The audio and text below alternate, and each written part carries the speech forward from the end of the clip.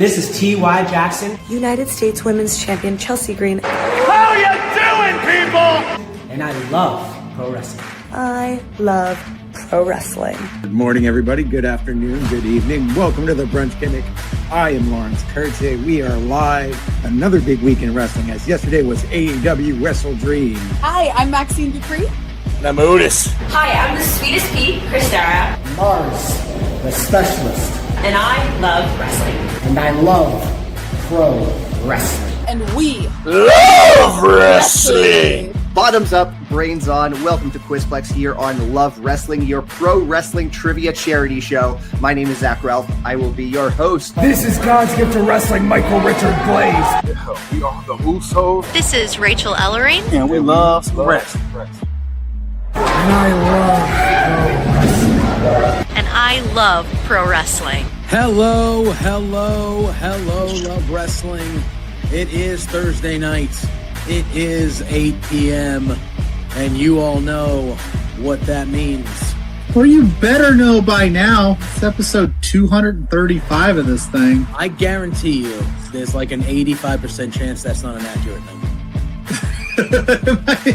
Hi, this is Shaz McKenzie. This is Big Bad Boris. This is the Rhinestone Cowboy, Stephen Crow. And I love pro wrestling. And I love pro wrestling. And I love wrestling. If you're here, thanks for being here. It's For Exposure, Love Wrestling's Independent Weekend podcast where we break down all the best happenings of the world of the independent wrestling side. I'm Penta, I'm wrestling, and what? Liza Hall. I'm the alternative Anthony Green. And I love pro wrestling. And I love wrestling. And I love wrestling. I love wrestling. And you know what? Ben Casero.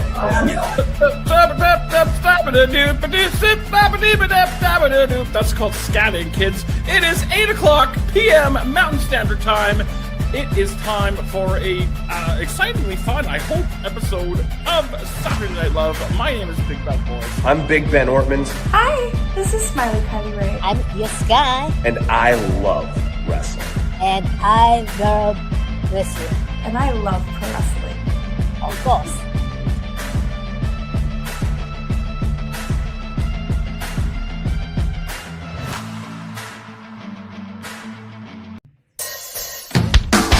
Hello, Love Wrestling.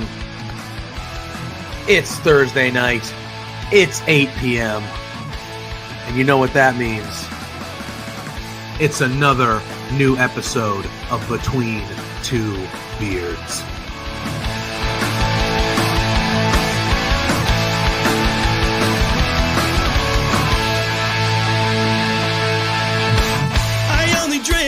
Can we start off with the biggest news of the week? The Rats lost!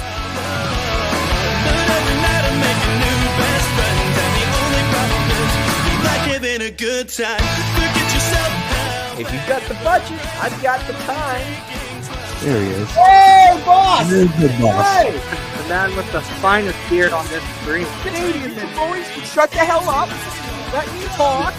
You see, the Rads are resourceful. When I got beef with somebody, I can find a way to talk to them.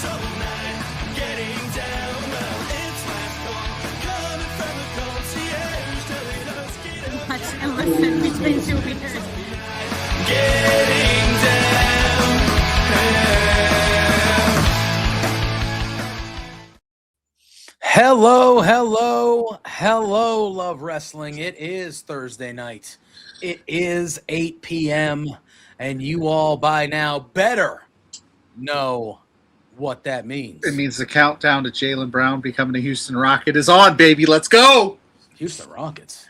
Hey, they're one of the 4 contending teams for his services. Okay. Yeah. Anyway.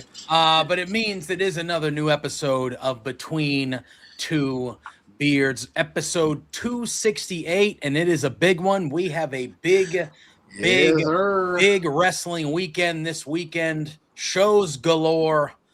And we got a returning pal of ours. Too many shows. There are a lot of shows. It is a lot of shows. But we have a returning pal of ours coming on in just a few moments here. We're going to cue him on up.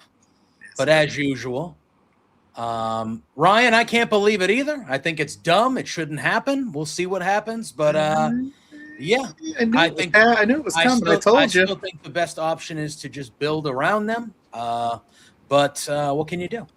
What can you do? If he wants to go, he wants to go. We're doing good. I know He's you're gonna under contract, so right. But superstar. This is a superstar-driven league, my friend. That's never stopped anybody before. So we'll see. Listen, I don't disagree. I honestly, I sat here and said that I know he wants out. Where there's smoke, there's fire. You said you'd be only willing to move him for Giannis. It didn't happen. But I think you can't play that dance and not. I said I would have accepted him moving. Right. That's what you said. That's what I'm saying. They should trade him at all. Well, I don't. Again, I don't think it's up to them. I mean, that's a problem. He could just sit. Okay. Then you don't get your again. Like it's not how the NBA works. I understand. Never You're under that contract for 3 more years, and then you can sign an extension with us for 2 more years on top of that for more money than you can make anywhere else.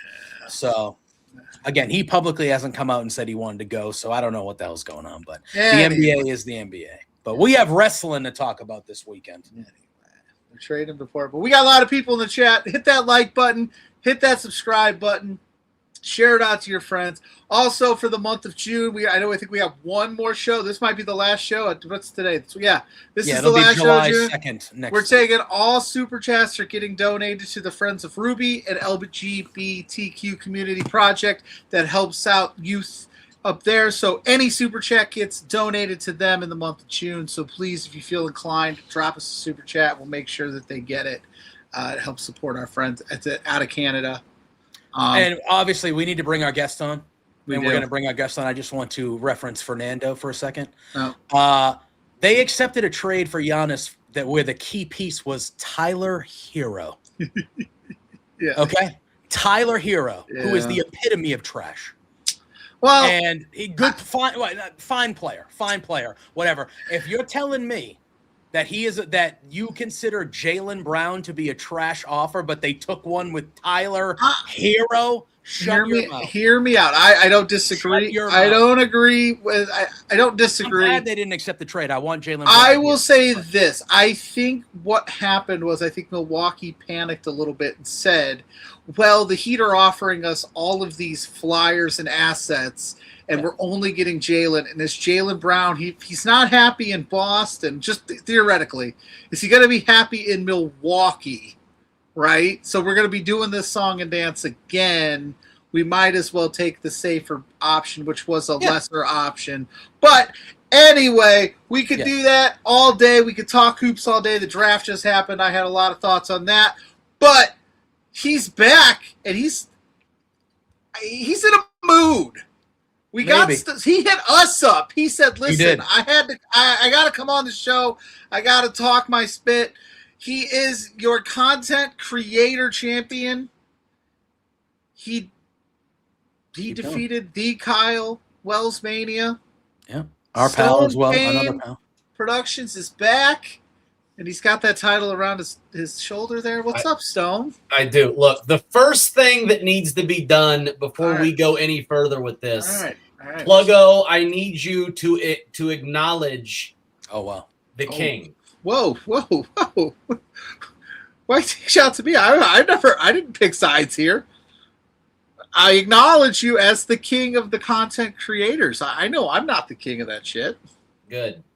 All right. At least I'm barely the jester of this bitch. At least you know your place. Yeah.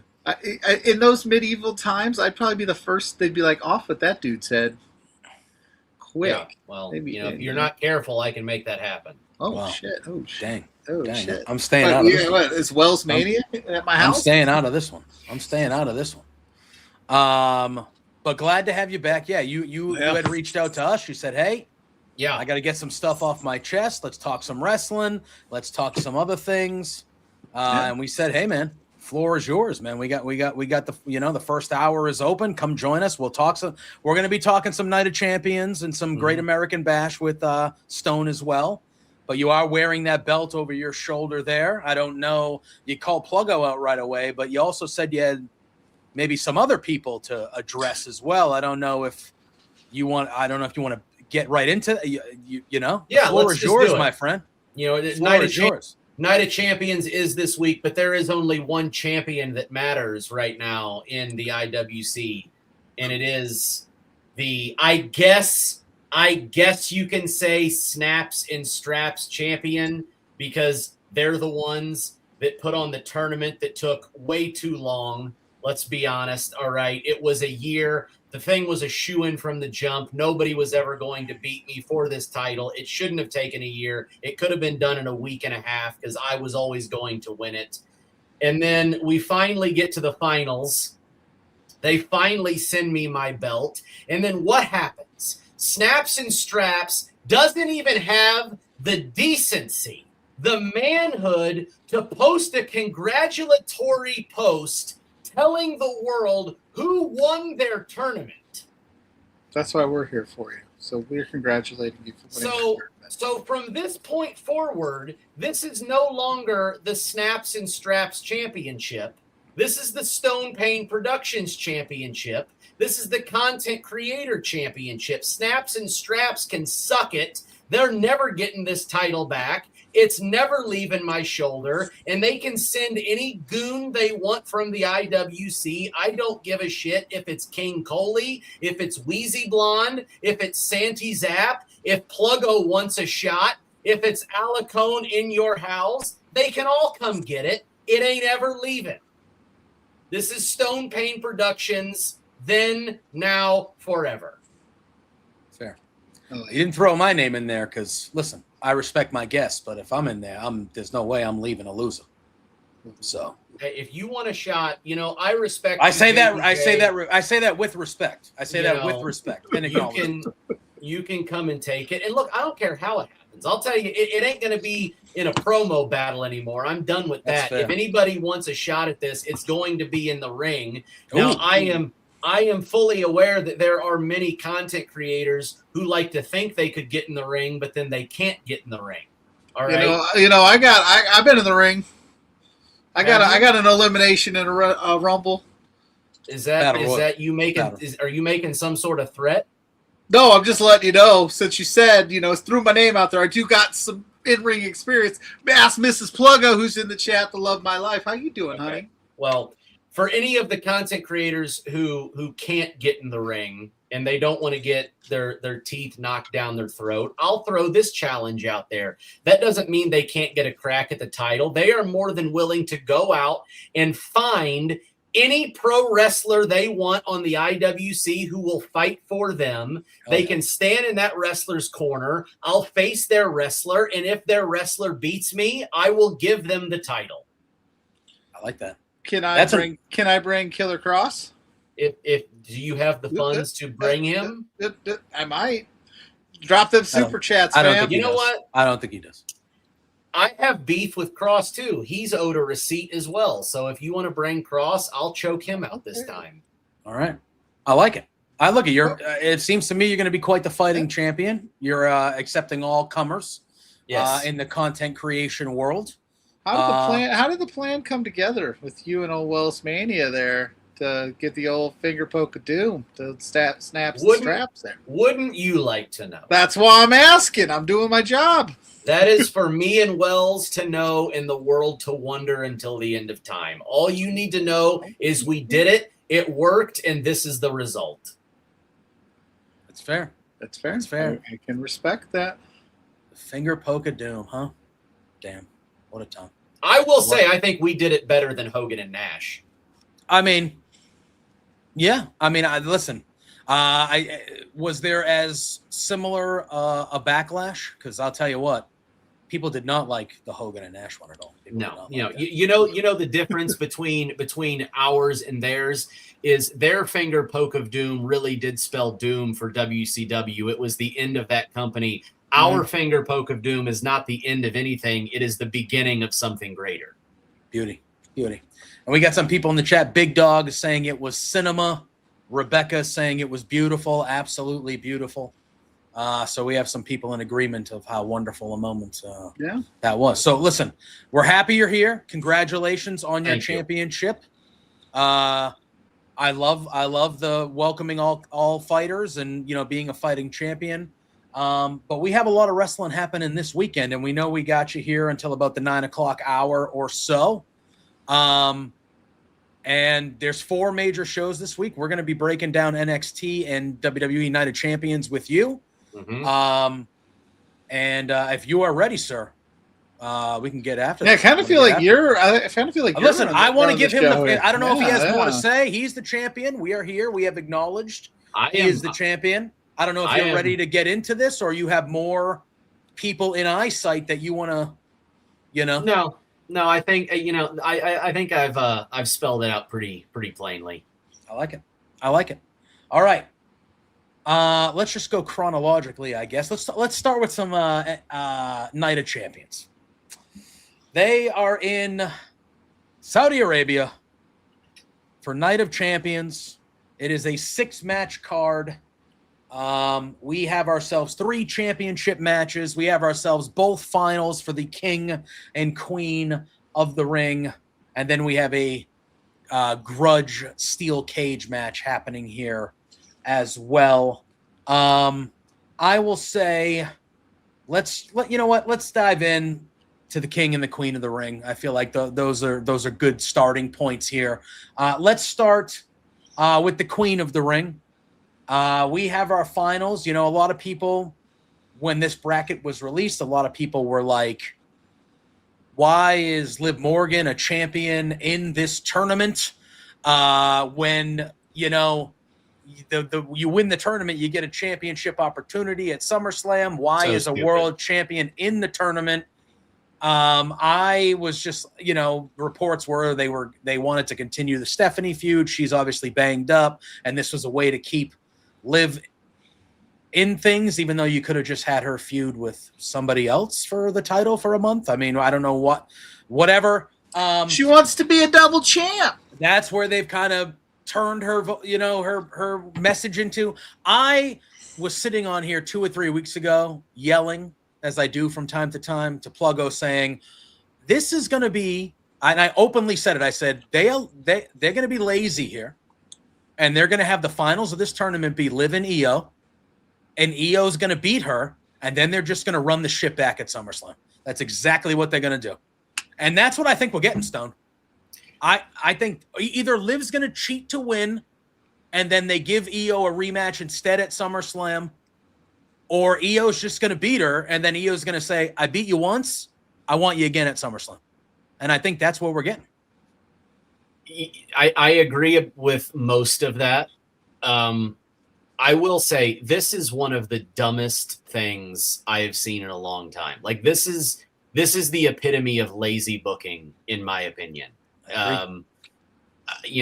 When I don't like something, I will tell you, and I do not like this. I don't like Liv Morgan being in this match. I didn't like her being in the tournament. I think it's an insult to the intelligence of every person that watches Monday Night Raw, because everybody watching knows that the Queen of the Ring is to challenge for a world title.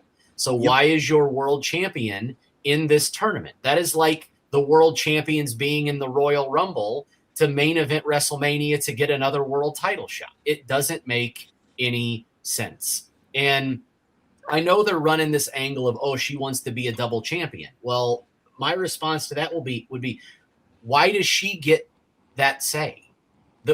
Since when does the champion get to just be like, yeah, this is what I want, this is what I'm going to get? Adam Pearce didn't override that. TKO didn't override that and be like, well, Liv, that's not how the rules work, Yeah. And there's nobody else on the roster that could have benefited from having this spot.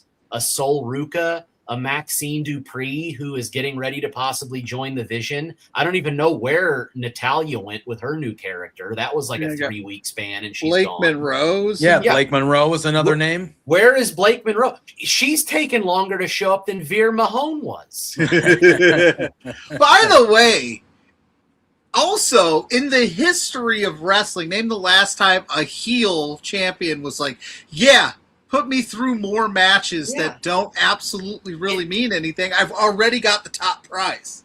It makes no sense. I do think Io wins this match because Liv Morgan winning makes absolutely zero sense. And then This is where I disagree. I don't think they run it back at SummerSlam. I think the match we get at SummerSlam is Io versus Rhea Ripley because the story and the history is already there.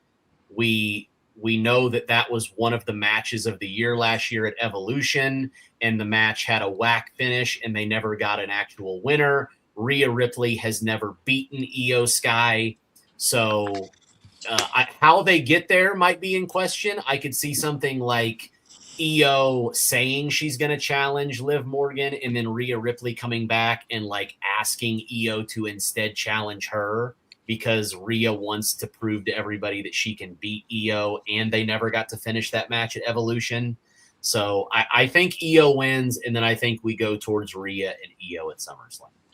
Yeah, they've been planting the seeds with the Judgment Day too, of like Liv's kind of talking her game, and Raquel and Roxanne have not been really feeling it lately, right? Like I know that Liv was like, you can go after this and you can go after that, and she kind of like blew off Roxanne Perez last week. I don't know about this past Monday, but the week before. It might have been this one. Either way. And so, like, maybe Roxanne costs Liv the match, and then that's your built-in SummerSlam match. Maybe it's Raquel Rodriguez or a Roxanne Perez versus Liv Morgan. And like you said, maybe even you could do something if you wanted to where Rhea's just kind of like, yeah, you're going to go, and then Io's like, why do you keep pushing me to Liv, What are you? And then she's like, well, hey, I want to challenge her. I know they like to do the heel face dynamic, but I think it would be a great match if it was just babyface Io, babyface Rhea, like you said. So I think that you're right. I think that's a great way to get there. But JPJ, I got to be completely honest with you, brother. I don't think you're wrong either. I could see them just being like, yeah, let's just run this one back. Like, because to me, right, if you're going to put Liv in the tournament, which I agree with what Stone, I mean, I think we all agree, like, she shouldn't be in the tournament. If you're going to put her in the tournament and then you make the decision to put her in the finals, the story is her and Raquel in the finals. That is and I love Io, one of the best wrestlers in the world. I have no problem whatsoever with Io Sky and her even winning this tournament. She's one of the best. But if you're going to have Liv not only in the tournament, but your plan is to have Liv in the finals, how is the best story not Raquel making it through to the finals and Liv thinking like, oh, Judgment Day in the finals, you're going to let me win. This is going to be nice and easy. And Raquel being like, yeah, no, I'm not. Or you leave Liv go that way. Or you leave Liv out of this thing and have Raquel make a run to the finals and Liv getting like, oh yeah, you're going to challenge Rhea Ripley. You're going to challenge Rhea. There was so many other ways to do it. Dylan Sean's in the house. And what's up? We got Rebecca in the house. Scott's hanging out. Big Dog. Make sure you hit that like button, subscribe. Yeah. All that fun stuff for more fun content. We got the content creator extraordinaire right here, Stone Pain Productions, baby. It's true. He's right there. Dylan said the Stone Pain, the legend. There it is. Right. How's that feel to be a legend? It feels good, Pluggo. You should try it sometime. Listen, I've been trying to get on your level. I don't know if I'll get there, but yeah. So we have that whole thing, and then we go over to the men for the King of the Ring, and let me tell you, I don't know. The bracket came out. What's up, Keisha? Welcome in. Welcome in, Keisha. Thank you.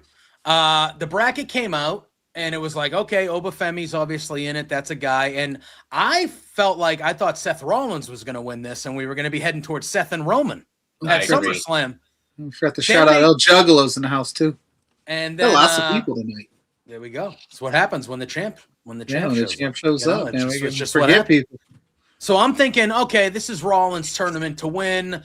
I'm under the impression that Oba will make it far, but Lesnar, Brock will cost him, and that's how you get that, whatever. Like, a lot of people are thinking that way, right?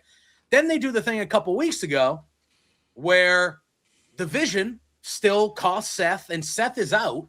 So I'm sitting there going, are they going to go with LA? And then I think, oh, they're going to go with LA Knight. LA Knight's been talking about Roman. He's had this stuff with the Usos. Are they going to go with LA Knight? And we're going to get LA Knight and Roman at SummerSlam? Because the whole time I'm like, it's not going to be Oba. It's not going to be Oba. Brock is Oba. That's what's going on there. Then LA Knight just loses to Jey Uso and that thing. And now Jey Uso beats Javon Evans. And Jey Uso, for some reason, is in the finals of the King of the Ring. Then they just kind of ran with Oba, which obviously understandable. The dude is the most over dude in the company right now and has been since before Mania. But I'm sitting here going, if you're gonna do the angle with Oba that a lot of us are anticipating, Jey Uso being the King of the Ring is fucking stupid. That makes no sense to me. And I'm just sitting here going, I don't have a problem that they went back to the bloodline immediately with Roman, but the blood and our friend Miss Kate, the bloodline is like an umbrella over everything in this federation. They just take over everything that's happening. And I'm sitting here and I'm like, who asked for Jey? And again, I'm not even super anti-Jey like other people. But who the hell asked for Jey Uso to be in the finals? This makes even less sense than Liv Morgan being in the finals to me. I think if you're going to try to make sense of it, I agree. Like, I don't hate Jey, but I'm tired of Jey. Like, I think that's, I can just, and it's not even Jay's fault. Like, I really think it's just the discourse around Jey has burnt me out with him. Like, if the constant flip-flopping from the IWC on, we like him and now we don't like him and then we like him again. It's just like, I'm just tired of it. I'm tired of the yeet thing. I'm tired of running it back. I can't tell weekly anymore if he's trying to be a heel or a baby face because he does both, so it's getting tiresome. And I don't love that he's in the finals, but the only way this makes sense is Oba Femi just flat beats him. Yeah, he just needs to beat him and win. And then Oba goes and challenges Roman Reigns. And him beating the right-hand man in the King of the Ring finals is the setup for Oba to challenge Roman at SummerSlam in the main event of night 2, where Oba Femi becomes WWE World Heavyweight Champion. Yep. Much like Brock Lesnar did in 2002 when he won King of the Ring and then went and won the world title from The Rock. Yeah, and to me, that feels like the only logical thing to do. Absolutely. And if he has to pull, and if they make him pull double duty, because I think we've all just been waiting for Lesnar to come. Yeah. I thought maybe it would be, and Dom would have snuck into the finals, and it might have been that match where Lesnar showed up. I thought Dom in the finals would have been a fun thing if they did it the right way.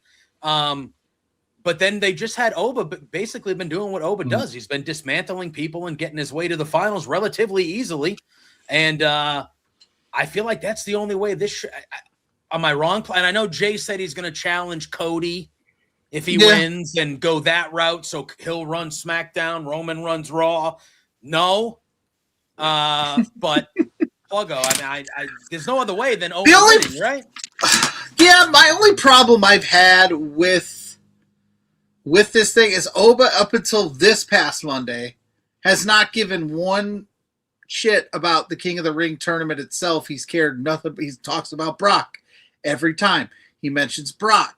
Like even up to last week, he was mentioning Brock when he knew he had a match with Jay coming up. And it's like, you keep mentioning Brock. Is Brock going to show up here on Saturday in, at Night of Champions and bust this thing up? And we do get a Jey Uso King of the Ring run here and we see where that goes. Because again, if up until Oba hit that stride, we were like, it's Brock and Brock's going to be retired by Oba Femi. He's up, it's 1-1 now. That's why you do the split.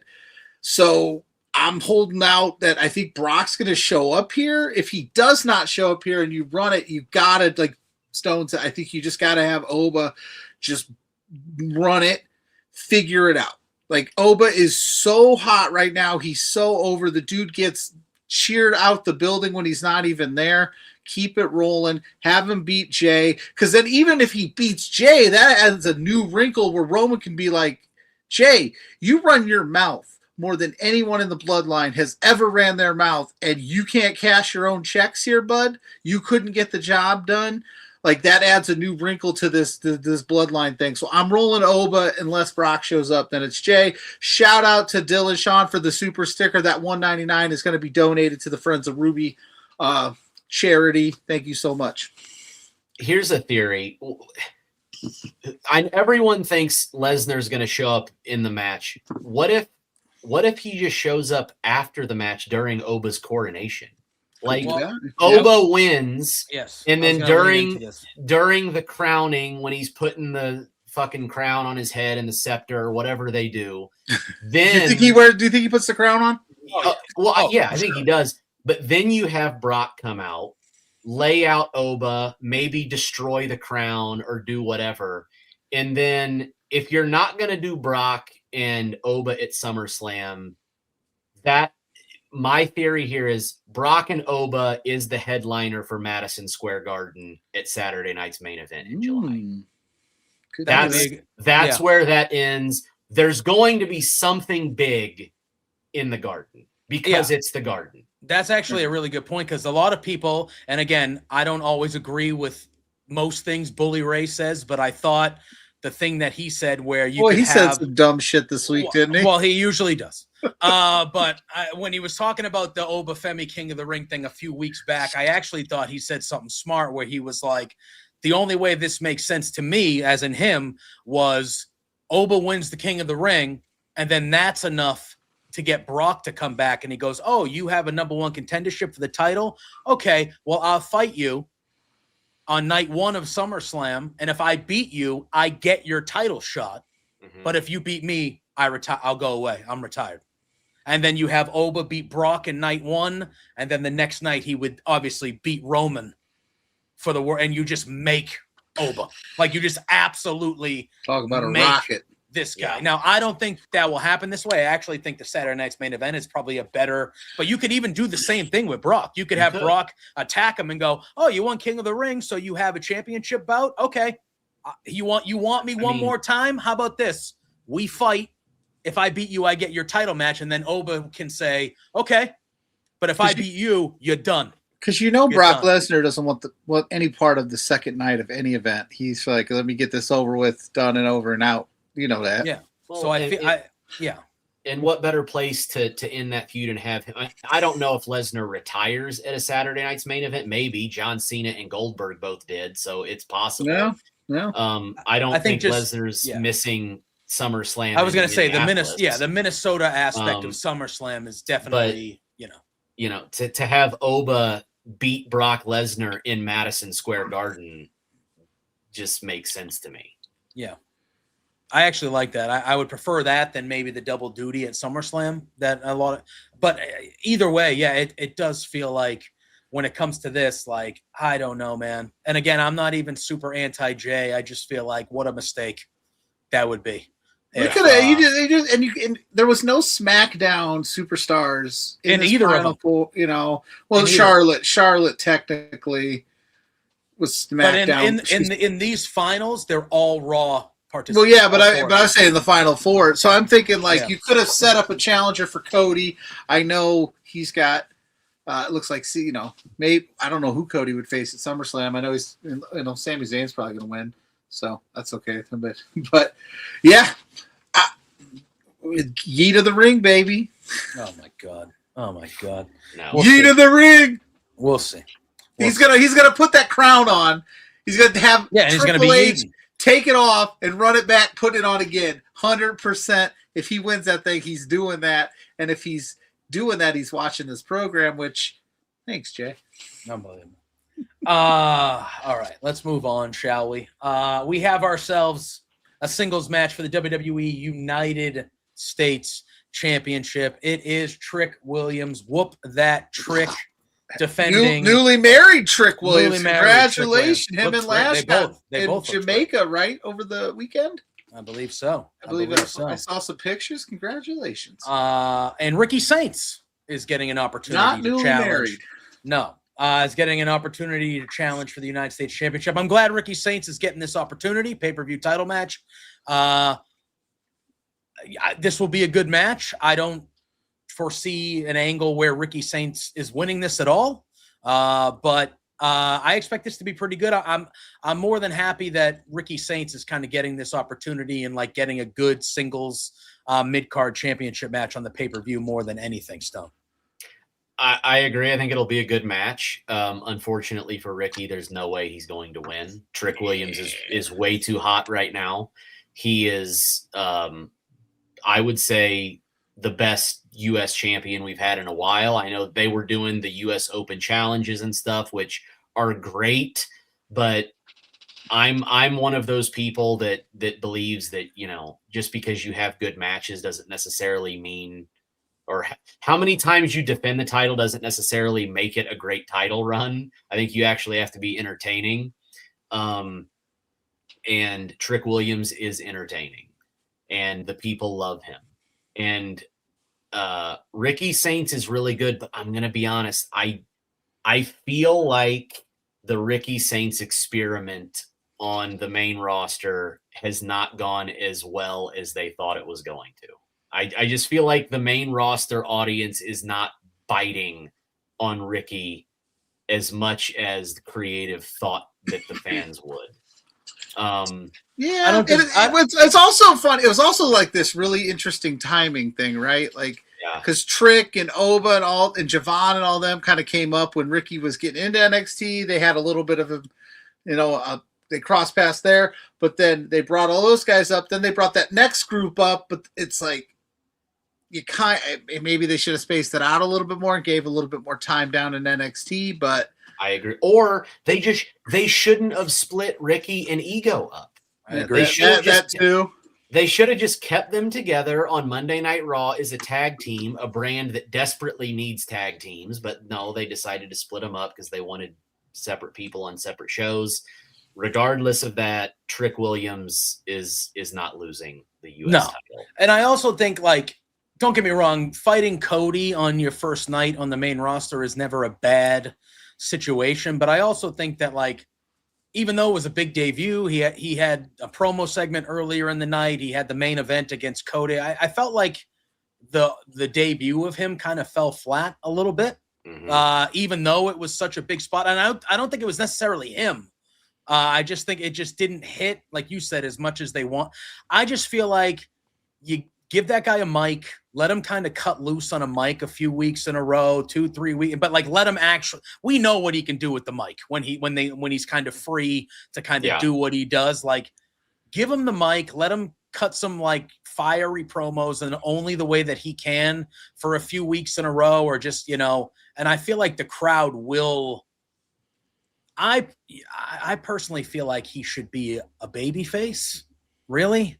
Like, I know he's good at both, but I don't know. I just feel like let him cut some fiery promos and see how the crowd reacts. And, I think Ricky's talented enough that, like, he can get out of this, but I do agree with you. I do feel like it's been kind of, but I mean, if he would have showed up with, if they had Ricky Saints in the Rusev role on Raw and it was them two, like, doing that, like, that would have been as over as it was in NXT, because that's just two uber entertaining, uber talented guys together doing funny, heel, cocky shit. And like, that's what they should have kind of done there. So I agree with you there. All right. We have one lady. Oh, well, besides the Queen of the Ring, we have one other ladies match on the show, and it is for the WWE Women's United States Championship. And it is Tiffany Stratton defending against Jade Cargill.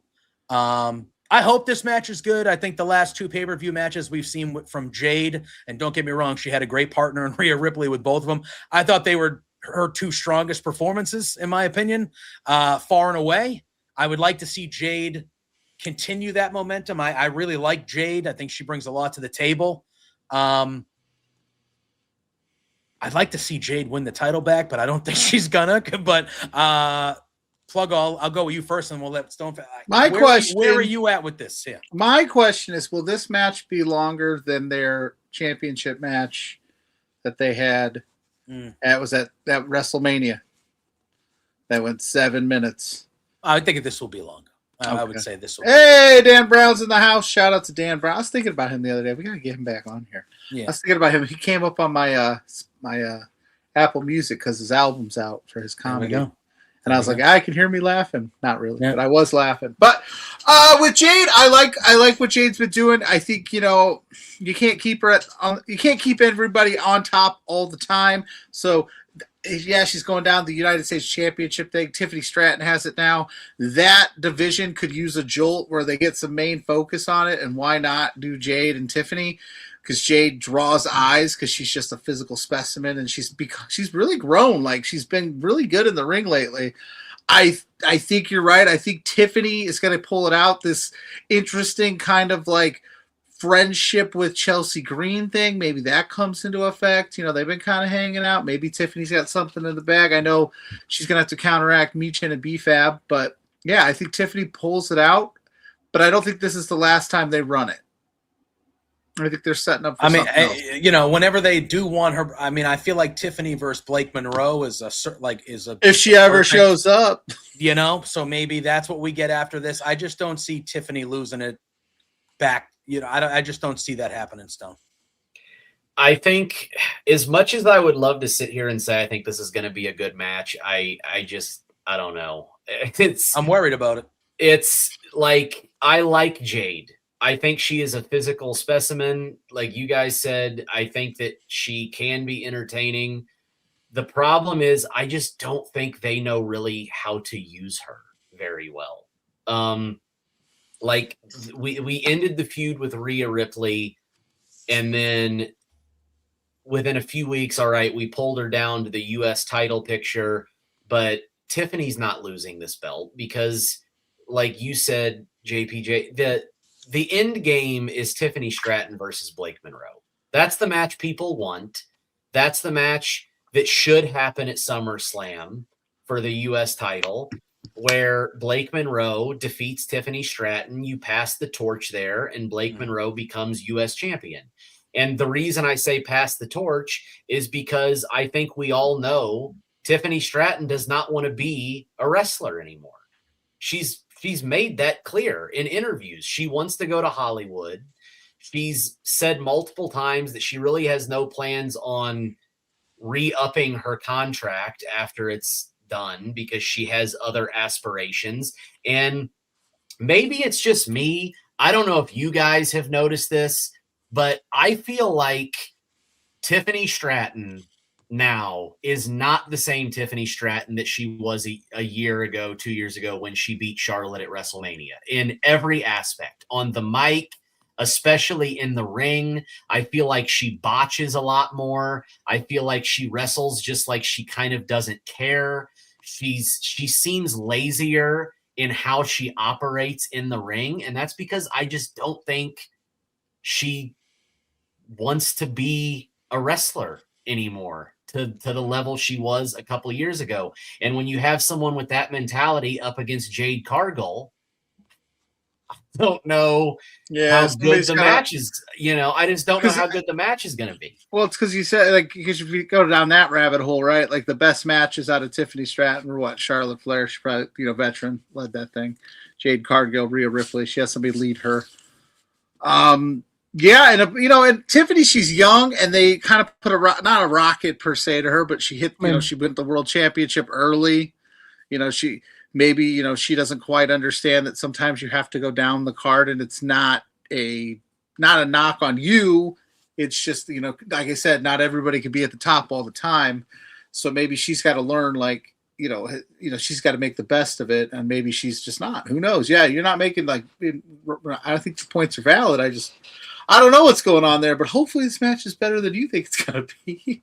Yeah, for all our sakes, man. There's only like 5 matches on this thing, and I don't think it's going to be a long match, though. You said 7 minutes. I if it even lasts that, you know. Dan Brown saying he can't wait to see Tiffany in a future Kevin Sorbo movie. There you go. Oh boy, like, and I mean, kind of checked out maybe is a way to put it. Like, yes. You know, I don't think she's like she's not trying, like, she, you know, like stuff like that, like, obviously, but it does feel like, and I don't know if it was, you know, all the baggage that came with, she won the title, and I thought it was a mistake to have her be a babyface. She's just a natural heel to me. And she was just so good in NXT, and she was so good when she first came up to the main roster that the crowd just naturally clung to her because we just knew she was good. And the crowd was like, oh, we like this person because, you know, she's good. And then the Charlotte stuff happened, and there was all that baggage that came with it. And then the crowd kind of turned on her because the character was stale a little bit. And I don't know if that maybe is part of it, but I do get that vibe that she is like, it seems like there's just a little bit less passion when it comes with her, which is a shame because she is so young. And when she's got everything clicking, she's very good. She's very good. And so, but if she has other aspirations, she wants to go do other things. I just don't. Yeah, I think she's holding it until at least SummerSlam. She's also Minneapolis, Minnesota. She's Minnesota. She's local to that. So I think she's going to get that moment, but I think she's going to lose the title at SummerSlam, and then we'll kind of see what the future holds for her. But yeah, that's some good points by you, Stone. So, and then we got a grudge match. They're doing it again.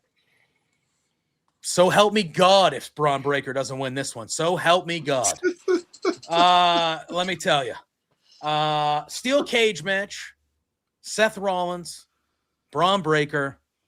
They had that match on Raw not too long ago. I thought Braun should have won that one, but Seth won it. And then that was part of the reason why I was like, all right, they're going to have Seth go win the King of the Ring and kind of go do his thing. But they kept going with this. We saw Seth cost the Vision the tag titles on Monday. The Street Profits are the new tag champs. I'm assuming this has to be the blow-off with Braun and Seth. At the very least, maybe not the Vision and Seth, but Braun and Seth. I feel like Braun Breaker needs to win this match. And I say needs. Don't know if he's gonna, but I feel like he needs to, Stone. So he absolutely needs to. I mean, yeah. Seth, Braun won the first one at Backlash, then Seth won. This is the third, the tiebreaker. Seth doesn't need this victory. Braun needs this win to continue his momentum. And now I don't think he's going to win clean. My prediction is this is where you get the return of Bronson Reed. Yep. I think Bronson Reed shows up. I think he screws Seth out of the victory. Braun Breaker wins, and then we're going to continue Seth in the Vision. That's not going to end. But I think this grudge between just Braun and Seth comes to an end, and then maybe we get, maybe after Bronson Reed comes back, then Seth starts having matches with Bronson, or you start doing Seth and the Street Profits versus 3 members of the Vision, or who knows where CM Punk's going to fall when he comes back. Maybe you have an unholy alliance between Seth and Punk versus Reed and Breaker at SummerSlam or something. But I think Bronson Reed shows up here. He's got to be close to being cleared. Oh, yeah. I mean, he's starting to post pictures of. He looks like he's in ridiculous shape. I mean, I don't think he's getting in that good a shape if his bicep is not close to being 100%. Yeah. So Reed shows up here, helps Breaker finally beat Seth. Pluggo. Is it possible that maybe they've just kind of starting to cool the Braun Breaker off, or maybe they just don't see it anymore? Because he needs, if anybody needs a win, right? It's Braun Breaker Saturday Night of Champions over Seth Rollins. Yeah. If he loses that thing, I don't know where you go. I don't know how you keep this Vision thing going. They lost the tag titles on Monday. They've been falling apart at the seams. I know Logan Paul's back, kind of being the mouthpiece a little bit, but Bronson Reed's back and ready to go, and that's how you get him the win. I'm cool with it.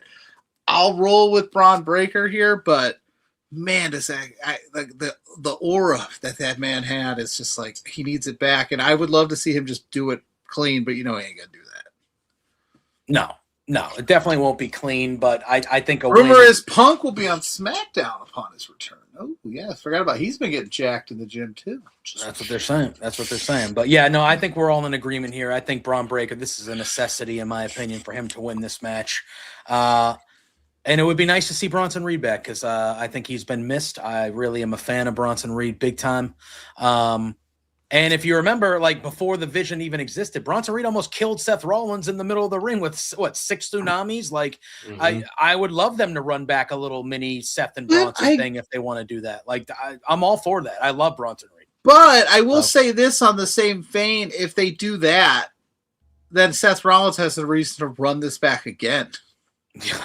So we're going to keep this going. Do we want to keep Seth and Braun Breaker and the Vision thing going, or do we want Seth to start like doing some things, doing some other things? Yeah, I don't know. I like the way he looked in that red suit with Street Profits. That was fun. Yeah, it was. And then we have what I assume will be the main event, a triple threat match for the undisputed WWE Championship. It's Cody Rhodes, it's Gunther, it's Sami Zayn. Obviously, Gunther and Cody had that match last week, and Sami Zayn was the referee, and he did a fast count because he got emotional and got hurt, all that. And now he is in this match as a triple threat. The odds are stacked against Cody. But I do actually now at this moment feel like I'm leaning towards, I think Sami should be the guy that takes the belt off of Cody whenever that happens. But I don't think it's in this. I think we're going to stick with the same old. I would love Gunther to win it because of Sami maybe, and then you can get Cody and Sami in a non-title feud, and Gunther kind of does a title thing maybe. I don't know. But I just can't pick against Cody Rhodes because every time I think Cody Rhodes is going to lose the title or he should lose the title, he just doesn't. So I'm just, I just feel like Cody's going to somehow survive this one again and leave as the champ. Is Cody Rhodes becoming boring, as Keisha says here? I hate to say it, but Cody Rhodes is a little boring. Are we feeling that way about Cody Rhodes right now? Yeah, I think everybody's feeling it. And it's not even it's not him though. I don't even think it's all him. Yeah, it's not even really his fault. It's just the things. It's just getting redundant. It's like I feel like we're getting to a point where every Cody promo is the same promo, and every story is the same story with him. I mean, how many times now have we run one of his best friends stabs him in the back and then. Yeah, it's like that's literally been everything that Cody has done the last couple of years. He's gonna win this match. I don't think there's a world where he doesn't win. And I like Sami, unlike our buddy Wells Mania, who is avidly known for despising Sami Zayn. I enjoy Sami. I think that what Sami's been doing lately has actually been really good. He's been really entertaining. I love a heel that is a heel because he's the only one that actually makes sense, and that's what drives him to be a heel. And that's what Sami's been doing. And I think it's been great. Unfortunately, Sami is only in this match to eat the pin. That's what it feels like. That's the only reason he's here, because WWE does not want Cody to lose the title, and they don't want Gunther to eat a clean loss. That is very apparent. That's why every time Cody and Gunther have wrestled, there has been a shit finish. The match at Clash in Italy was a shit finish. The one a couple weeks ago or last week was a shit finish. They don't want Gunther losing, which if you don't want him losing, then my argument would be, why did you even book him don't into this book corner? The match. Yeah. Don't book yourself into a corner. Or let him win. Or let him win. But if you don't want either guy losing, don't book it. But they did book it. Lazy booking. And that's kind of I'll let you finish. No, as I say, and that's why Sami's here, because it'll end Sami is here to end the Cody Gunther storyline without either of them having to actually lose. Yeah. And I feel like that's been part of the problem when you ask that general question about Cody. That's happened a bunch of times in this title feud. He should have lost to Jacob. He should have lost to Obafemi at that Saturday night's main event. He should have lost to Obafemi, but they did the thing where there was a shit finish with McIntyre to prevent that from happening because they didn't want either guy to lose. Then they do the Jacob Fatu thing where he should have lost to Jacob Fatu, but they just brawl around the whole arena where there's no real match, so nobody It's like you put Cody in these situations where if you're a longtime wrestling fan or you understand any of how storytelling is told in wrestling, he's been in at least a handful of feuds and matches where it's like, he should lose, he should lose this match. And they're like, no, we don't want him to, but we don't want the other guy to lose either. So let's fucking make, and it's like you are damaging him. He's the one that is getting the most damage out of it, and it has nothing to do with him. Yeah. I like Cody. I'm a Cody guy. I was screaming for a year when he lost at 39 because he should have won at 39. But like, they're not doing him any favors because they just refuse to give him any inkling. They made him wait a year to win the title because he didn't have too much adversity, and now they like refuse to give him any as the fucking champion. Yeah, and it doesn't make sense to me. Well, he never should have left WrestleMania this year as champion. I agree. Randy Orton should have been the champion coming out of WrestleMania. Now, I 100%. Will say that is the match I think we get at SummerSlam. I do think they're going to run Cody and Orton back at SummerSlam. That story's not done. There's a reason that they left WrestleMania Saturday going off the air with Randy Orton punt kicking Cody Rhodes in the skull and literally breaking his orbital socket, because we know that story's not done yet. So I think that literally everything we've been doing up to now is just biding our time until Randy comes back. And, I will say this. Is it funny to you guys that it seems like the most interesting stories that Cody Rhodes is in, like over the last couple of years, is always the stories that the IWC wants to bitch and complain about the most because they feel like Cody Rhodes is getting hurt in the story. Who made Cody Rhodes the biggest babyface in the world going into WrestleMania 40? The Rock. Okay. Who made the story between John Cena and Cody interesting going into WrestleMania 41? The Rock. The reason everybody was pissed about that WrestleMania is because The Rock didn't show up. Say what you want about it. Pat McAfee was the most interesting part about Randy Orton and Cody Rhodes' storyline going into WrestleMania this year. He made people actually want to see Cody win again as a babyface when they were booing him a month before that. So I don't think the fans know what they want when it comes to Cody Rhodes. That's fair. Triple H, the other day or today or whenever, I saw the quote, I'm going to paraphrase it hard, where he was like, well, wrestling fans just aren't really like, they're taking it too serious, or they're just not having fun with it. But like you guys have said, you've conditioned us to believe that your top babyface champion can't win a match clean. So like you said, that even if I were to be like, if you look back at the year that Cody said, it's always some weird, like, he doesn't win these big matches clean, and it's becoming this, like, you name it, right? Any sport or whatever, that team that just, they always, the Chiefs, right? When they're they always figure it out, refs in their pocket, and it starts to get where you're like, this winning team, people just hate on them because they always figure out a way to get there. That's kind of what's happening with Cody, where it's like, yeah, he's winning, but like it's always this weird, like we couldn't just, or you couldn't just have him lose and then chase a little, chase again. Like the chase with Cody's always good. I don't know. At the end of the day, like I would love to see Sami Zayn run out of there and shock the world, but I think you're both right. I think Cody's going to retain here and head into SummerSlam as your champ. I agree. Graymaker, our pal, he says, when you charge that much for tickets, your fans are going to take it seriously. Hey, man, what's up, Graymaker? How you doing? So, that's an aspect to it too, for sure. It's just, I don't know.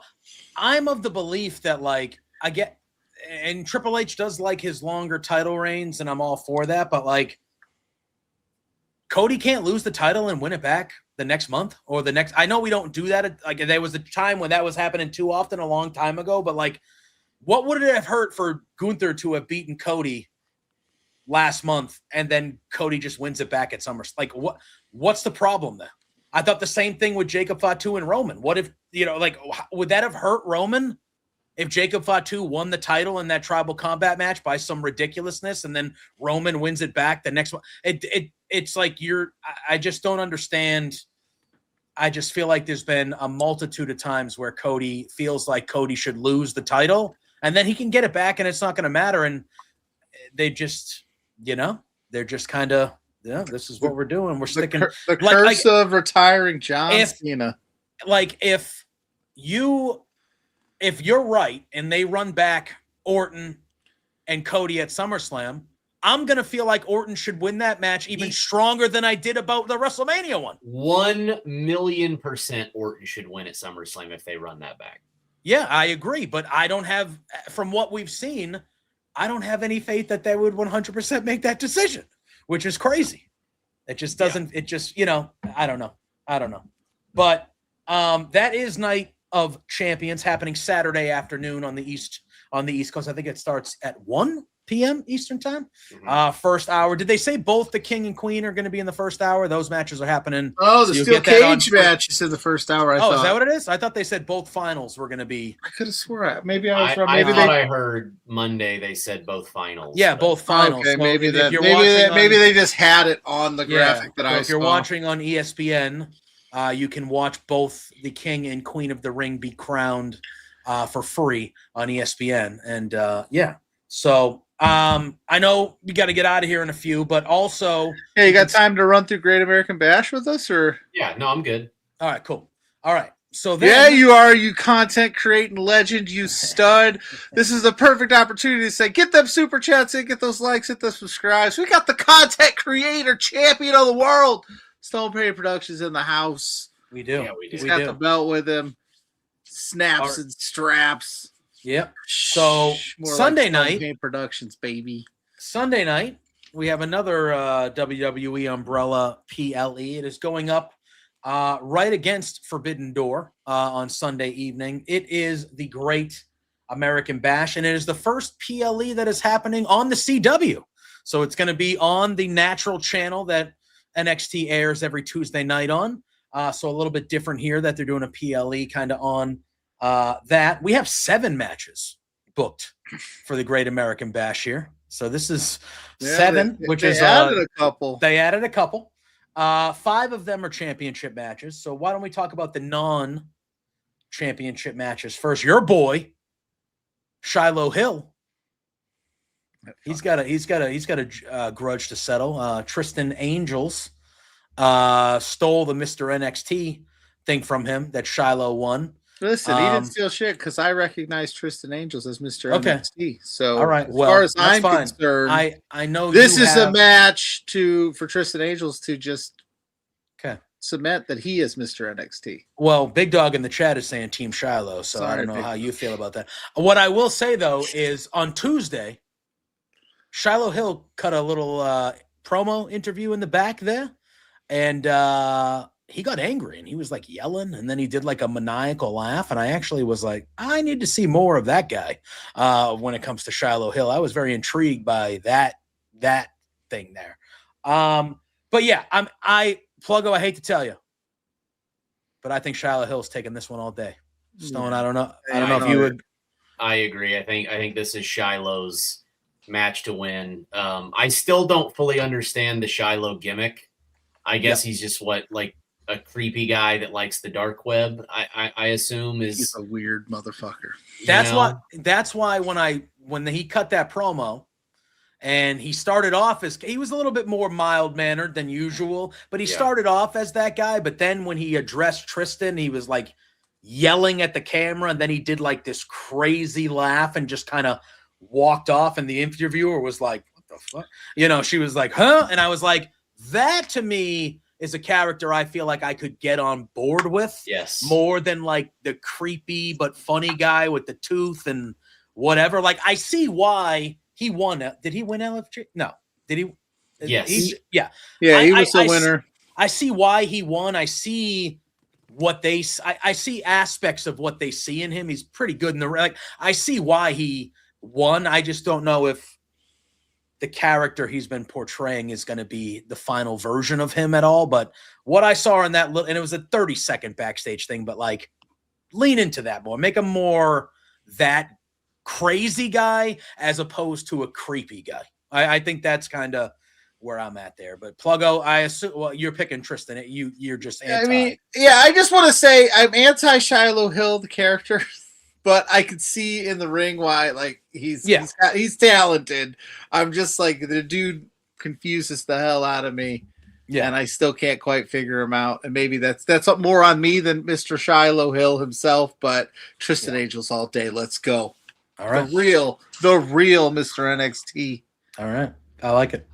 The only other non-title match of the evening, I actually really liked their back and forth on Tuesday. I thought it was actually one of the stronger parts of the show. I was actually very impressed with Saquon Sugars in that back and forth. But it is a grudge match.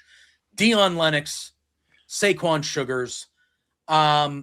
Sugars is the babyface here. They booted him out of Dark State. I really liked his promo. He had a couple really good lines in that promo, especially the one where he was like, my tape would burn your wrists, and if you wore my jock, it would be a baggy fit. And I was like, fuck yeah, dude. That was a great line.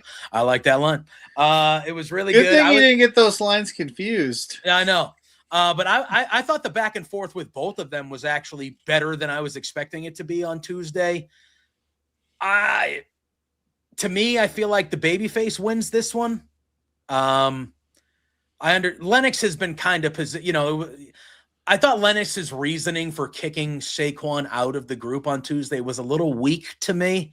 But other than that, I expect this match to be fine, but I don't know if I'm right at all, but I'm picking Saquon Sugars. I think the babyface, I think he wins, and then they kind of try to make him kind of like a babyface upper mid. I think he's going to get a little bit of a push here. Sugars. The crowd responds to him, I feel like, Stone. I think Sugars does win. I agree with you, but I don't think it's like a definitive win. I see this more as he gets a quick roll up somehow. You think like the other guys get involved? We haven't seen them for a little bit. You think they come back, or there's some shenanigans? Yeah, like the rest of Dark State tries to interfere, and then in the midst of that chaos, Sugars gets a roll up, maybe even like holds the tights, because there's one thing I can't stand, and that's when someone who was a heel just completely stops doing heel things just because they're now, I guess, labeled a babyface. Like this dude was in Dark State like a month ago, and it felt like the leader of that. Felt like the brain he was like, behind it. He was the guy that talked the most. He was like, they positioned Lennox would get like whenever there was like a singles opportunity and Dark State was taken, and it did feel like Dion Lennox was that guy all the time. Mm-hmm. But in their promos and the way they did stuff, Sugars came off to me as like the mouthpiece, the guy. He was like the Dean Ambrose of this. He was he was the top, that's what it felt like, at least. So, I mean, it would irritate me if he just stopped being that guy, because it's like, oh, well, I guess I kicked out. I'm going to be a good man now. Like, he needs to out heel Lennox here and win the match, whether that's like I said, in the midst of the chaos, he gets a roll up and holds the tights, or maybe he hits a low blow and the crowd pops for it, and it's like, I got one over on you. But I think Sugars walks out the victor here. Yeah, Lennox is already kind of like made, so to speak, right? Like they kind of already know what they've got in him, and I think they see a vision where like he's going to eventually be a main player. But like if Sugars doesn't walk out of this thing the winner, I think you've derailed everything that you've done over the last couple weeks. And Dark State kind of overlooking him a little bit with the extra help, and then he, like you said, he does something crazy where he flips the table on them and gets a roll up, outsmarts them, I think, and then you can run it back. But I think he's got to get the win here for sure. Or they kicked him out of the group because he doesn't know how to wear a shirt. I mean, that was one of. Is that what it was? Because it sounded like that piece of crap Lennox kicked him out of the group because he deals with anxiety. The hell was that? Yeah, that the shirt thing. They started talking shit about him not being able to put a shirt on. Oh, before the matches, you would be nervous. I would have to talk some sense into you. What? You're not allowed to be nervous about a big. What are you talking about? They say if you're nervous, it's because you care. It's because you care. That's what I tell the people that work for me when they're being babies. Anyway, I'm kidding. But like never worked for JPJ. The reason why he kicked him out is because Dion Lennox knew that Sugars was really the leader. That's why he kicked him out, and he said, "Get the fuck out of here. This is my group." And now he's playing it off of like, "No, you were nowhere to be found. We didn't know where you were. You were this shut up. We all." But yeah. All right, singles match. WWE Women's Speed Championship. We saw a tournament to determine the number one contender, and that tournament was won on Tuesday night by one Ariana Grace. It looked like Izzy Dame had it lined up, but Sean Spears needed a high five for some reason.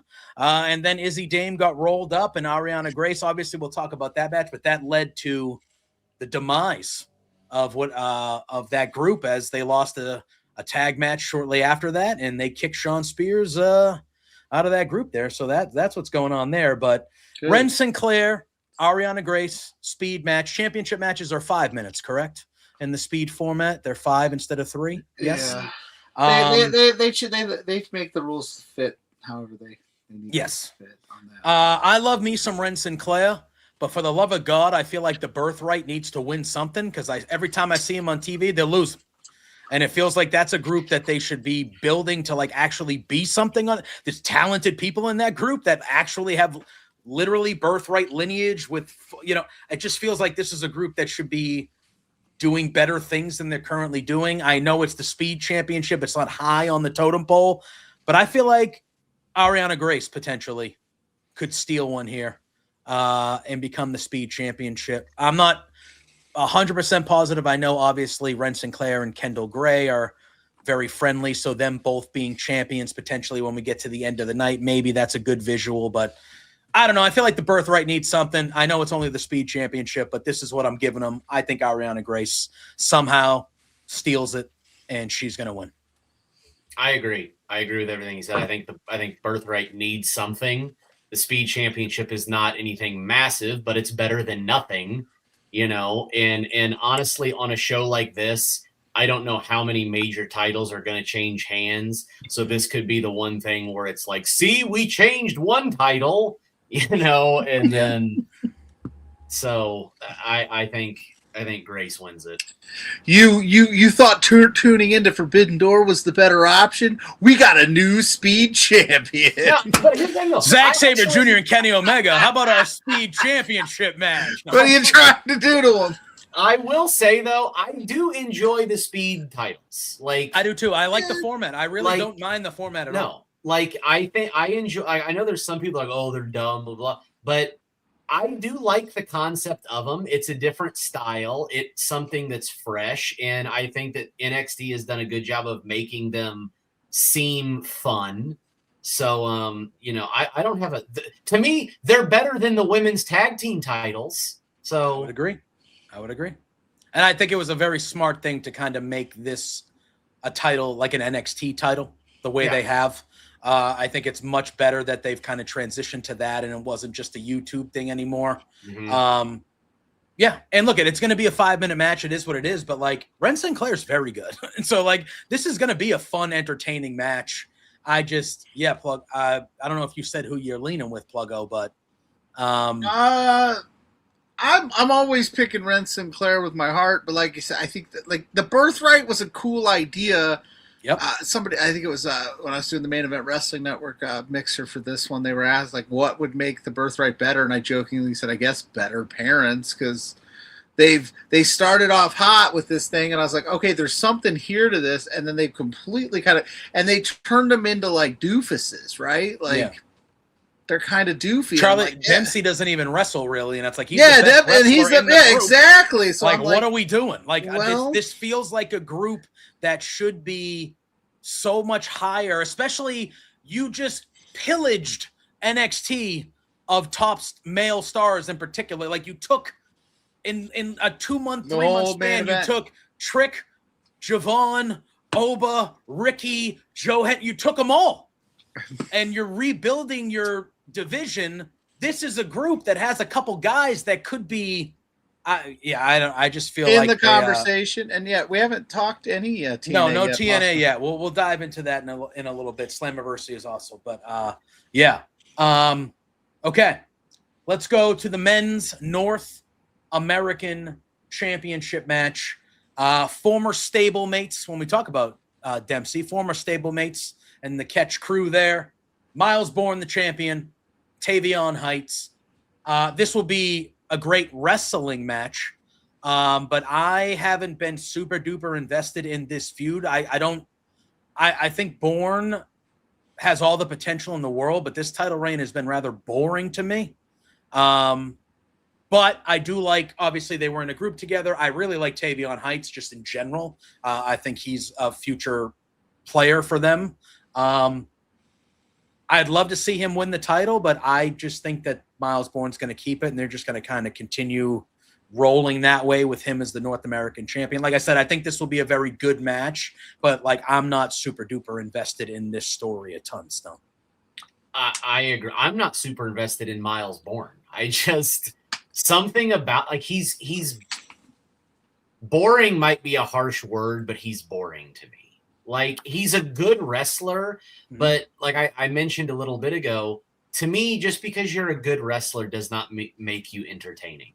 Like there's a lot of really great wrestlers who can go out there and wrestle for 50 minutes, but I can sit there and be like, to me, it's like watching paint dry because I just don't care about the person and they're not that entertaining. And Miles Bourne, as good as he is in the ring, the character's not there for me. I feel like he spent so long and was trying so hard to just not be Randy Orton 2.0 that now it's like you're not even trying to be anything because your only focus is like, I can't have people chant Randy Orton at me, so I'm going to just be this bland figure, Yeah, for sure.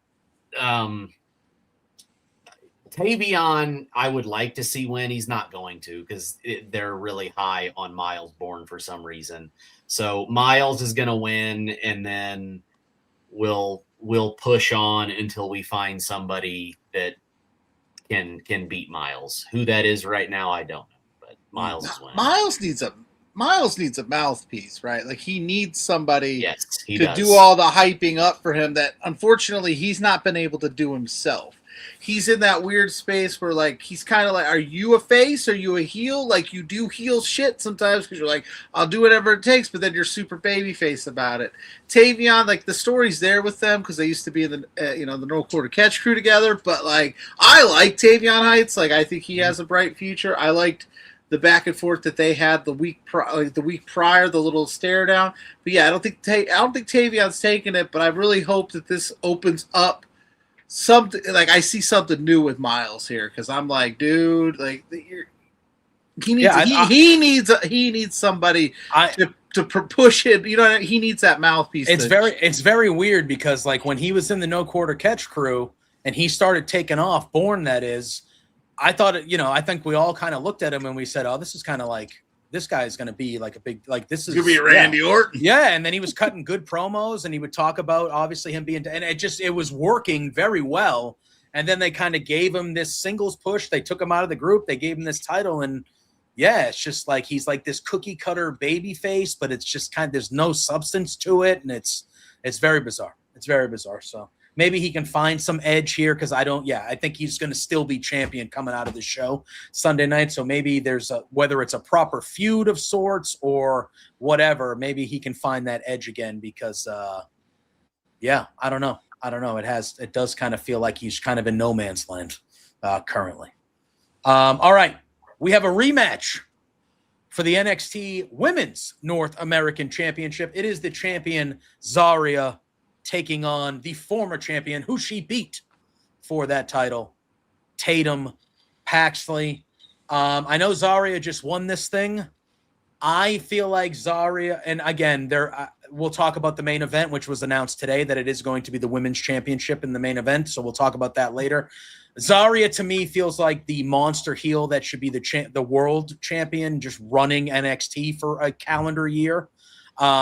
But obviously, this was her first singles title. I have the North American. She just won it. To me, this is Tatum's swan song here in NXT. I feel like she's main roster bound shortly. Hang out with an old friend who just turned heel. I believe that could be a direction they could go. That would go well if they wanted to do that. Pluggo, this is Zarya all day, all night. She just won the damn thing. This might be, this is the biggest no-brainer on the card for me, I feel like. This is like the least amount of analysis. Yeah, like you're going to have Zarya win it, keep her strong, keep her doing her thing. Zarya, the only thing I will say that has nothing to do with this match, I think Zarya is going to take care of business, is Zarya is in that weird spot right now where the NXT fans love her, and her chanting "You deserve it," and they're cheering her, and she's trying like hell to heel it over. So if you wanted to cement, she needs to ragdoll Tatum Paxley here. As much as I love Tatum Paxley, I think it just shouldn't even be a like contest. And then like that's how you like Tatum limps her way to Raw. But, I agree, and I my boy Big Dog in the chat's gonna hate me for saying this because I know he likes Tatum Paxley, but this should be a squash match. This should be quicker than the Speed Championship match. I feel like Zarya needs to destroy Tatum Paxley here and just cement herself as a monster, and then you can take Tatum off to the main roster. Because the problem with the Soul stuff, which the last match they had, Zarya and Soul, was people were on Zarya's side because they were like, yeah, we could see Soul kind of gaslight you a little bit. Here, Tatum just ragdoll one of NXT's favorite children, and people are just going to boo the shit out of her, and that's what they're going for. So yeah, you got to do it. It's just it's got to be just. It needs to be decisive. It needs to be decisive. And, leave no doubt. Yeah. Let Tatum Paxley know the night that she fought Zarya. Exactly. Remember the Titans. Remember the Titans, baby. Remember the Titans. But yeah, no, I am in full agreement with both of you. I think Zarya, no-brainer, but I think it should be rather decisive. It should not really even be that much of a back-and-forth contest at all. And then, like you said, she'll go up to Raw. People won't even remember the last match down in NXT because she'll go up to Raw and kind of do her thing or, wherever she goes. So, all right, then our last two matches are for both heavyweight championships. We will start. Let me tell you. I'm going to tell you guys, I thought the ending of NXT on Tuesday was so flat. They do this angle. First of all, I don't know why you do anything in the parking lot and NXT. Just stay indoors. Just stay indoors. The only one that had it right was Ricky Sainz when he brought security and everybody shit on him for it. Nothing good happens out there. Nothing good happens. Why are you doing anything out there? Yeah, dude. You gotta. Once you get into the locker room, stay indoors. Anyway.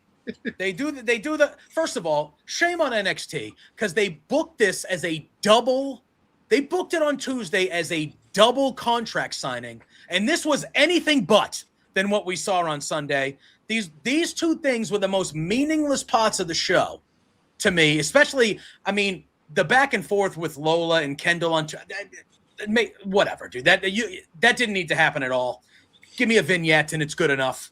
Whatever, but. They do this thing, Naraku, which I actually like the way that they're showing the elements, like the dark, elements. He does the fireball. Did you know he's evil? Did you guys know that? No. That he's evil? No, I think they said it 8 times. Did they? 8 times on Tuesday. I must have missed He's it. evil. We get it. But, okay, so they're out in the parking lot. He goes, I'm just giving no, I want to give it to him myself. I got the contract, fireball. Tony goes nuts, screaming. They show him backstage, screaming, getting worked on by the doctors. And the whole night, this title match is in doubt. The whole night. Then they come out at the end, and Robert Stone, Naraku comes out. And then Mason Rook, they go, we don't know if it's going to be a championship. We don't know. Mason Rook comes out, and immediately I'm like, I would rather see this match than Naraku versus Tony D. I'd rather see this one. And then Jackson Drake comes out, and I go, I'd rather see this match with Naraku than Tony D. And then they just end up brawling and going everywhere. And then he's like, it was always this guy. And it was just fucking Tony D wearing and I was like, okay, correct. Okay. So say nothing is different. And again, I'm not even anti Tony D, but this Naraku needs to win. He should win. And he should be the new NXT champion, and you just go from there. He's evil. I don't know if you guys knew that. And you just go from there. But I thought that was such a lame, I was like, is it gonna? This could be exciting. And then it was like, that's how I felt at the end of NXT. You're not wrong. It did feel odd watching it. It just felt like God, I'm glad I had to coach on Tuesday in this. Bro. It felt like it was missing something. Honestly, the whole episode felt odd. The first thing I thought was like, why are you even looking at the contract in the parking lot to begin with? Like, why, Now, who's giving important Like- legal documents out in the parking lot? Yeah. That seems Well, like and then something another that thing- would be in the office. Yeah. And then I'm thinking also, like, in my mind, I'm thinking, oh, double contract signing. That means you're going to have all 4 of the champions and the contenders in the ring together at the same 100%. time. And we're going to have a double contract signing at the same time for both title matches. Like, that's no, it ended up being just a big shit show. That They weren't even in the ring at any point. The women, they No. weren't even in there at any point. It was, and that the promo segment, we're going to get to the women's match, but the promo segment between the women was not good. Brutal. It was like, it just felt like 2 ladies that were obsessing over trying to remember their lines on a script they were given. Not It great. was not good. It was not great. Naraku needs to win this match for the sole purpose that if he doesn't, he should retire, because he's literally fighting a burn victim now with one half of his face missing. And if you lose to a guy that can't see out of one side of his face and is not 100% because you just melted his skin off, then you should never challenge for a title ever again. And you're evil, so your conscience should not come into play here. So, it should be, you can give Tony D a fighting chance because he's a badass and he's not going to go down without a fight, but the odds should be against him. He can't overcome the evil injury that he sustained on Tuesday, and Naraku should win. And then later down the road, you can have Tony D come back and get a rematch where he's at 100% or whatever you want to do there. But Tony D should not win this match. They're in an interesting. And I'm not advocating that everybody, like, when they should go up, like Tony D needs to go to the main roster or Lola needs to go to the main roster. But when they decided to gut that main event scene and kind of hit that reset button with the Mason Rooks of the world and the Raktus of the world and all this stuff, like, you're kind of telling me, like, these people need to win these matches because these are the people that you're banking on going forward. And I think Lola, especially, like, you've seen her doing other things. I think they have another vision for her. Kendall's hotter than ever. Tony D's been serviceable, but he kind of won the championship at a time where there was no challengers. Maybe Mason Rook gets involved here at the in this thing and busts it up, and kind of stakes his claim to it or calls next. But, like, unfortunately, I think for Tony D and Lola, I think you're going to see another change in the guard. I think they're going to go with this new shiny new toy movement here at Great American Bash. I think they want to grab some headlines because they are, for better or worse, however, they are going up against Forbidden Door, and whatever little headline, it's not going to pull a headline if Lola Vice retains and Tony D retains. But hey, look at one, Kendall Gray, former evil, pulls it. You know what I'm saying? How you say it? Naratu? Yeah. Naraku, right? That pulls a couple headlines, and then that's where I think you're going to go with that. I mean, it does feel that way. It does feel like this is going to be like a changing of the guard type show because, like I would assume that maybe the men's world title match just opens the show. These guys are Tony D is so upset to get his hands on Naraku that they just start the show, because they did announce earlier today, like I'd mentioned a little while ago, that the NXT Women's World Championship will main event the show. And I'm sorry, I just feel like you don't do that unless you're about to crown your next kind of star of the division. Everybody has been glowing about Kendall Gray forever since she's kind of been a regular, even in Evolve, but especially since she's been a regular on NXT. This feels like her moment. It feels like the division is hers to take. I know Lola just hasn't had that belt for a while, but still, it just feels like this is Kendall Gray's time. And I think this is main eventing for a reason. I think they want to, like Pluggo said, it's going against Forbidden Door, but it's also the first PLE on the network that hosts your show. I think crowning a new face of the brand type champion in Kendall Gray is what they're going to do here. I just feel like that is, I'm not going to bet the house on it, I guess, but I'm pretty close to betting the house. Bet the whole house. I think that Kendall is going to win. I feel like everybody loves her. Obviously, they see really big things for her. and the biggest giveaway is they're announcing this is going to headline the show. Like you said, you don't do that unless we're going to get a new champion, So Kendall's going to win. And honestly, I think that right now, I think Lola can afford to lose, because I think Lola should just go to AAA for a while. I mean, she's doing her thing down there with Mr. Iguana, and it's really good. Personally, this is my opinion. I think AAA is the best brand in pro wrestling right now. It's must-watch television every week for me. And I think that the mixed tag titles that she has down there is a really good thing. I think she fits the AAA brand. So why not pass the torch here to Kendall? And then I'm not going to say go to the main roster, because I don't think everybody just needs to go to the main roster. Agreed. But let her go to AAA and do things over there, and maybe even get a AAA women's world title run or something. Yes, build that brand up even more. But I think to do that, I think you got to have Kendall win. Yeah. Pluggo, you think so too? Yeah, I think it's Kendall. It's another thing too. Like, Kendall's had an opportunity and she didn't pull through. You can only mess around with that so many times before we're like, she can't win the big one.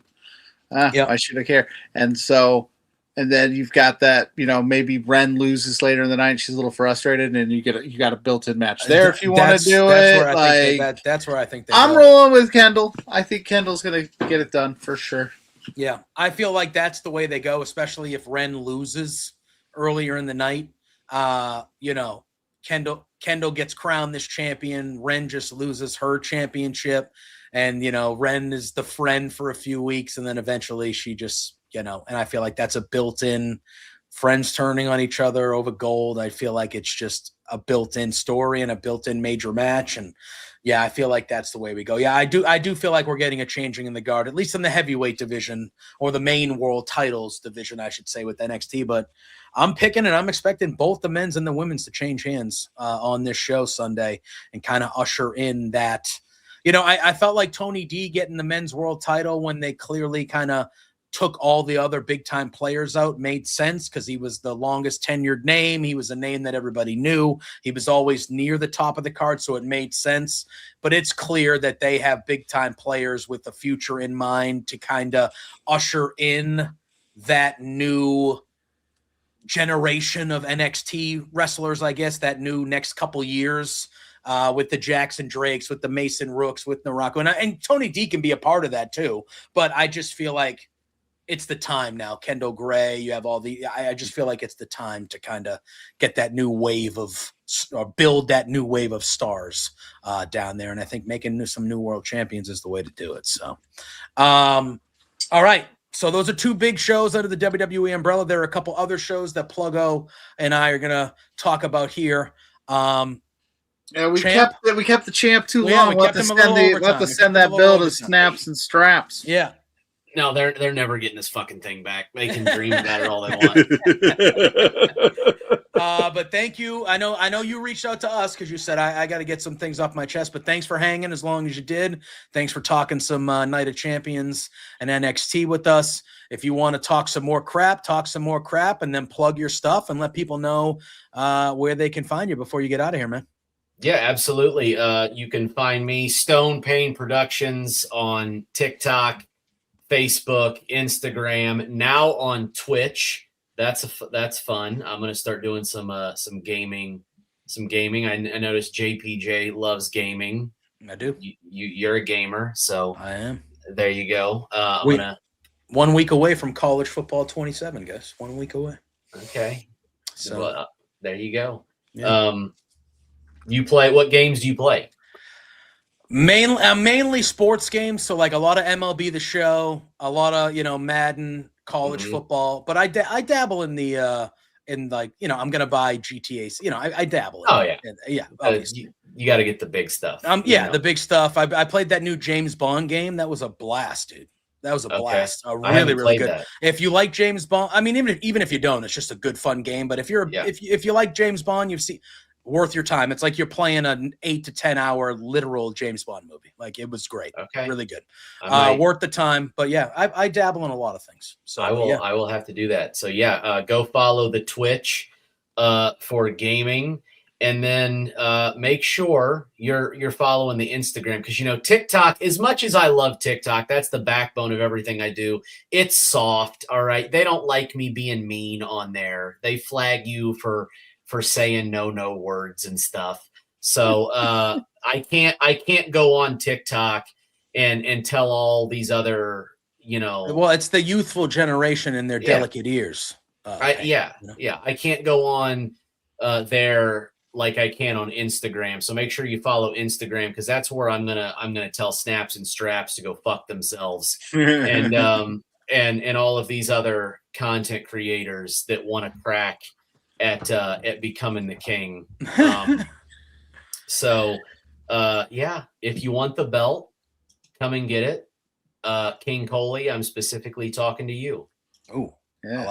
I like it. And hey, everybody else, be like me. Acknowledge Stone Pain as the king and the legend that he is.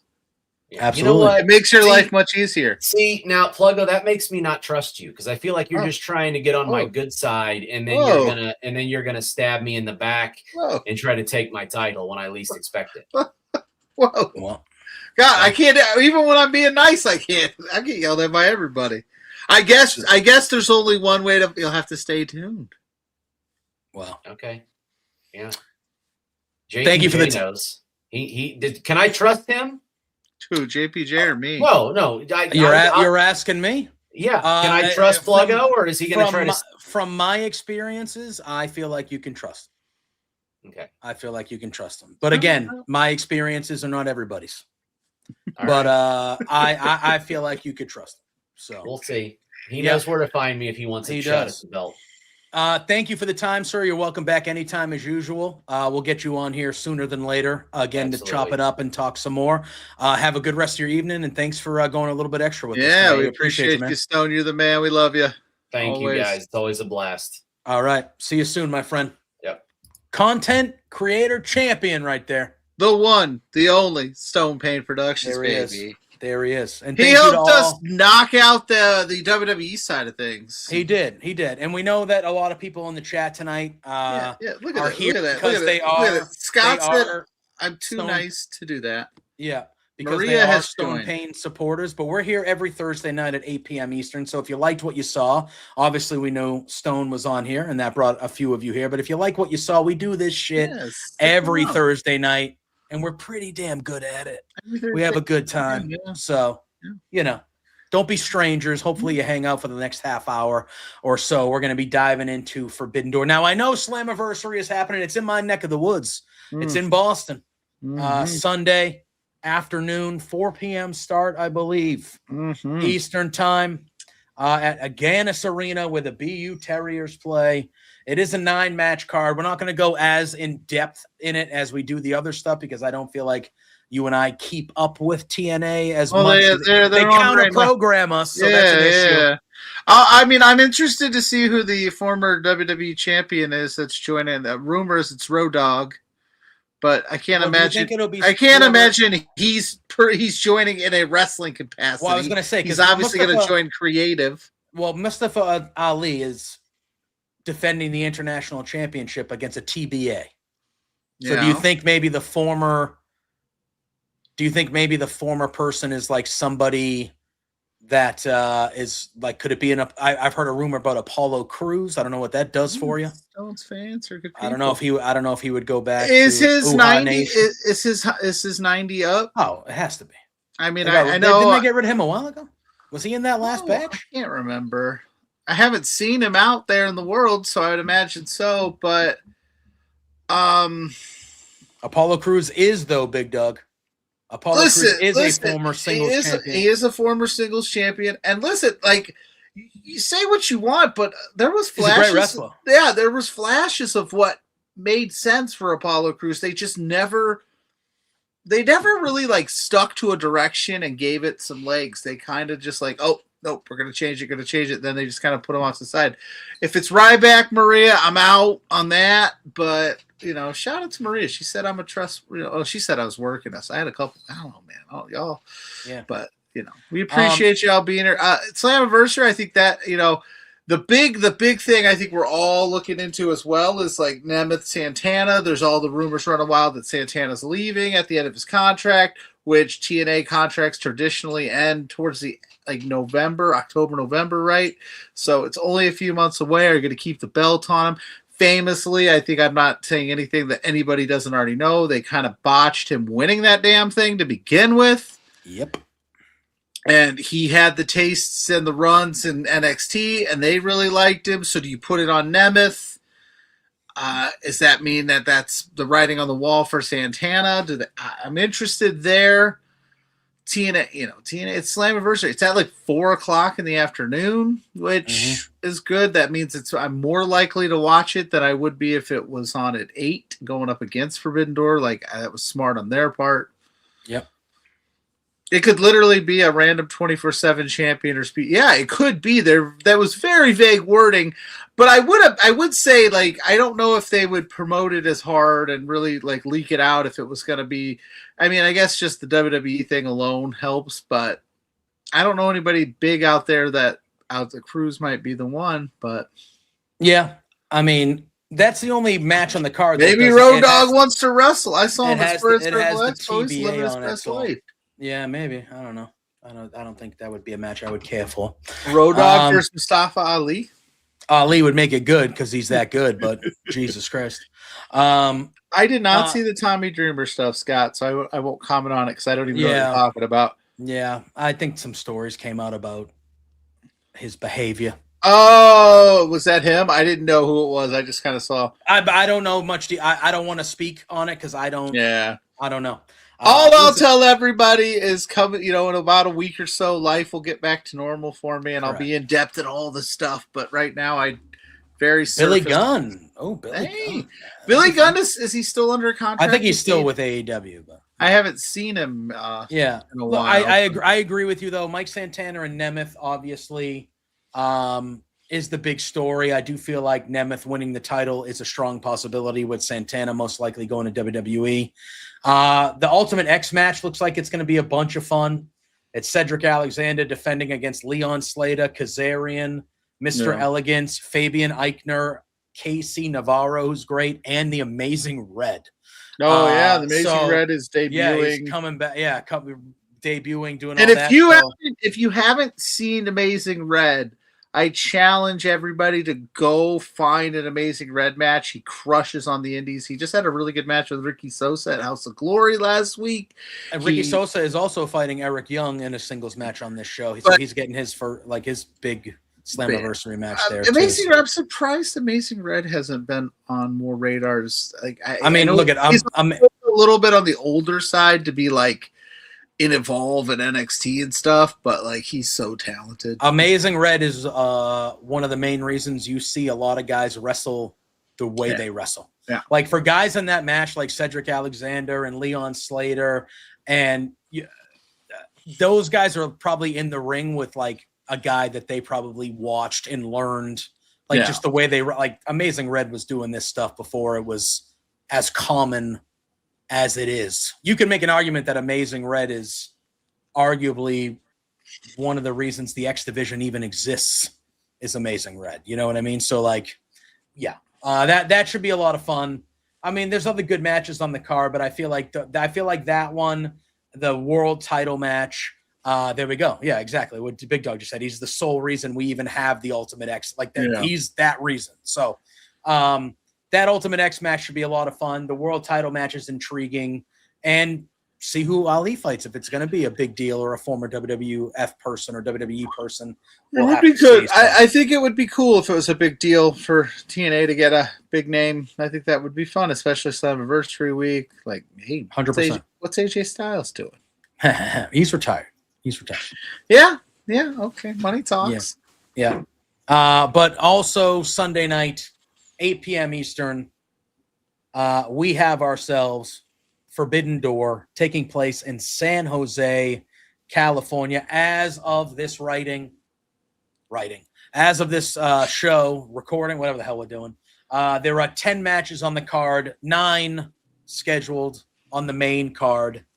Boom. JPJ, nobody ever retires. I think AJ Styles and John Cena might be. Would you pay the obscene, the the financial suicide amount of money that John Cena, like? I don't think Cena's ever doing it. How much do you think that, like Tony Khan, right? And I'm only using him as an example because he's a freaking billionaire. Like, what are we talking here? Like, what would be a dent in that billion? Well, look, if you're gonna offer the guy $1 billion, he's obviously he's yes. not gonna offer him $1 billion because that would be a massive dent. I don't know. I just feel like. But if I was like Cena, I got $100 million right here. Well, one that's match. Insane. That's an insane. But that's what I'm saying. That's what he said. Well, there's a certain amount of money that is just so much that you just do it. But I honestly believe. Didn't Tom Brady play flag football for $75 million? Yeah. Yeah, see? But I don't know. I just something about it. And again, it is wrestling. I get it. But I don't know. Something about it just feels like Cena was going to stay to his word. Yeah, would Saudi set their country back just to have him come to WrestleMania, which it sounds like it's an official thing? I don't know. But all right. Anyway, right now the only pre-show match that is listed is a tag team match for the AEW Women's World Tag Team Championship. I don't know why this is on the pre-show and not on the main card, but whatever. I agree. Divine Dominion, Megan Bayne, Lena Cross defending against Thunder Rosa and Olympia. I assume they'll add another match or two to the pre-show. Sure. Maybe on Collision or whenever. I assume. Maybe the Rizzler will take on Dora the Explorer or something. Yeah. But to me, I mean, this is just we're working. Yeah, Divine Dominion's not losing. Plain and simple. Here's how this match is going to go. It is going to be the toughest challenge Divine Dominion has had to this point, but they are absolutely going to win. Yeah, right. They're going to give Thunder Rosa her respect because she's a former AEW Women's World Champion. Boom. So There you go. I agree. All right. We have ourselves a 3-way tag match happening on this show. It is the Young Bucks taking on El Sky team, which is Mystico and Mascara Dorada, taking on Unbound Company, however you want to say it, which is Shingo Takagi and is it Teton? Oh, Titan? They don't call him Titan. It's Teton. Is it Teton? I don't want to. I think it's Teton. Yeah, I think it's Teton. I'll call him Teton. If it's still Titan, he's Teton. I mean, I think it's Teton. So we have a 3-way match. We had some New Japan in here. We got some CMLL in here, and then the Bucks obviously representing AEW. This is a showcase match. I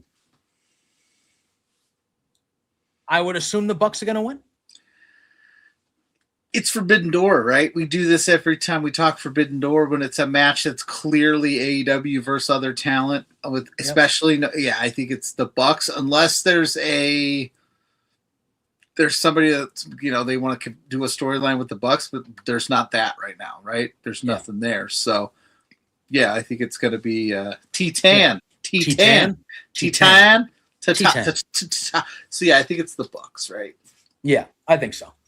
Do you miss the broke ass Bucks? Yeah, that shit was hilarious. Bucks, by the way. I was thinking about it last night. I was like, this is cool. Super Kick Party is cool and all, but there was something special about the broke ass Bucks. Dude. Hell yeah. Of course there was.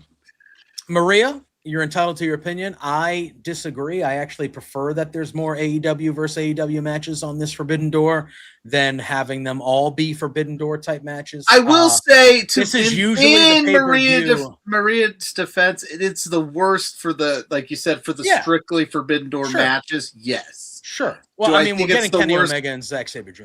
I'd have to look at I'd have to look at some of the old Forbidden Door cards and see, but it's not. It's kind of lost its. I mean, I love AEW. I always have liked the concept of Forbidden Door. It's been cool, but I'm not somebody that watches New Japan regularly. I watch the big shows, but that's about it. So this was usually the pay-per-view I was when I say least excited, I don't mean not excited. It's Teton. That's what I thought. Teton. No, Scott was wrong. Scott was wrong. Wow. Listen, Scott's never wrong. I'm not right all the time, but sometimes I am, and it was Teton. But yeah, I just feel like the Forbidden Door is usually the show that I'm the least excited about, just because, like, yeah, it's cool, all these cool matches and stuff, but like, I watch AEW every week. I want to continue the AEW stories you've been telling me, and I just feel like they would always take a month break to kind of just throw us these Forbidden Door stories, and then I feel like there's a mix. We've had some Forbidden Door stuff, and then some of it is stuff we've been building on AEW television for the last month and a half. So, like, I don't know. I'm not as low on this pay-per-view as like this. I think you got to do that too, because like you said, it was almost like full stop. We're going to stop a bunch of stuff for a few weeks and run this, and then we're going to get back to it. At least this way, they're kind of weaving in the AEW stuff, so you're not completely like devoid of what you've been working on. And they've weaved it nicely, but yet it isn't the same as it used to be. Yeah, I agree. All right, let's keep this one going. We have a singles match for the IWGP Global Heavyweight Championship. One of Moxley's young boy a long time ago, Shota Umino, is the IWGP Global Heavyweight Championship, and he is coming over from New Japan to defend his title, and he's defending it against one of Moxley's guys, with Death Rider stablemate Pac. I think this is one of the matches on the card, unfortunately for Pac, that New Japan is going to get a win, and they're going to showcase New Japan. I don't know why it has to be against a guy like Pac, because he's just too good to be doing that shit, in my opinion. Pac, but this with match a is little going to run be in great. Japan would fucking rip. I would love to put Pac in the G1. Fuck yeah, dude. Let's go. If you want it, but yeah, somebody's got that. They got New Japan needs to win a few. Yeah, exactly. You know what I mean? You're not gonna. Yeah, You're not gonna completely wipe this the is floor. the one. Yeah. I feel like this is the one that New Japan's going to get their tip of the cap W, and Pac will go down. He been losing some matches lately. He has a lot of matches. What's going on with that? I don't know. I'm not sure I like it. He's one of the few guys to beat Kenny Omega twice. Yeah. That's an even shorter list. Correct. Yeah. We have ourselves a AEW Continental Championship match. It is Bandito, one half of Brodito, challenging John Moxley. Did not have this match on my bingo card. But this match is going to fucking rule, Pluggo. But John Moxley will retain, in my opinion, and he will be leaving still AEW Continental Champion, but this match could be a show stealer. And this is where that Continental Championship stipulation nobody. So nobody if you're like, oh, it's going to be Death Riders, and no, it's going to be Bandito and Mox. It's going to rule. If we get to where I think we talked, because we talked about it on the Body Slam Dynamite Up podcast last night, go check that out after this, of course.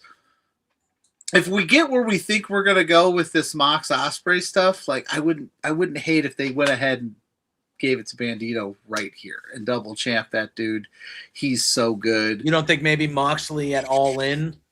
Well, listen, now there's another pay-per-view before we get to so we have another there are opportunities, but like I'm saying, like we got to start thinking about like getting that belt off. I could see Moxley losing the title earlier in the night at All In, and then Ospreay winning, and Ospreay has his moment in front of his country, in front of 60,000 people, and the Death Riders come out and they're all celebrating, and Moxley goes for like a hug and he just drops him.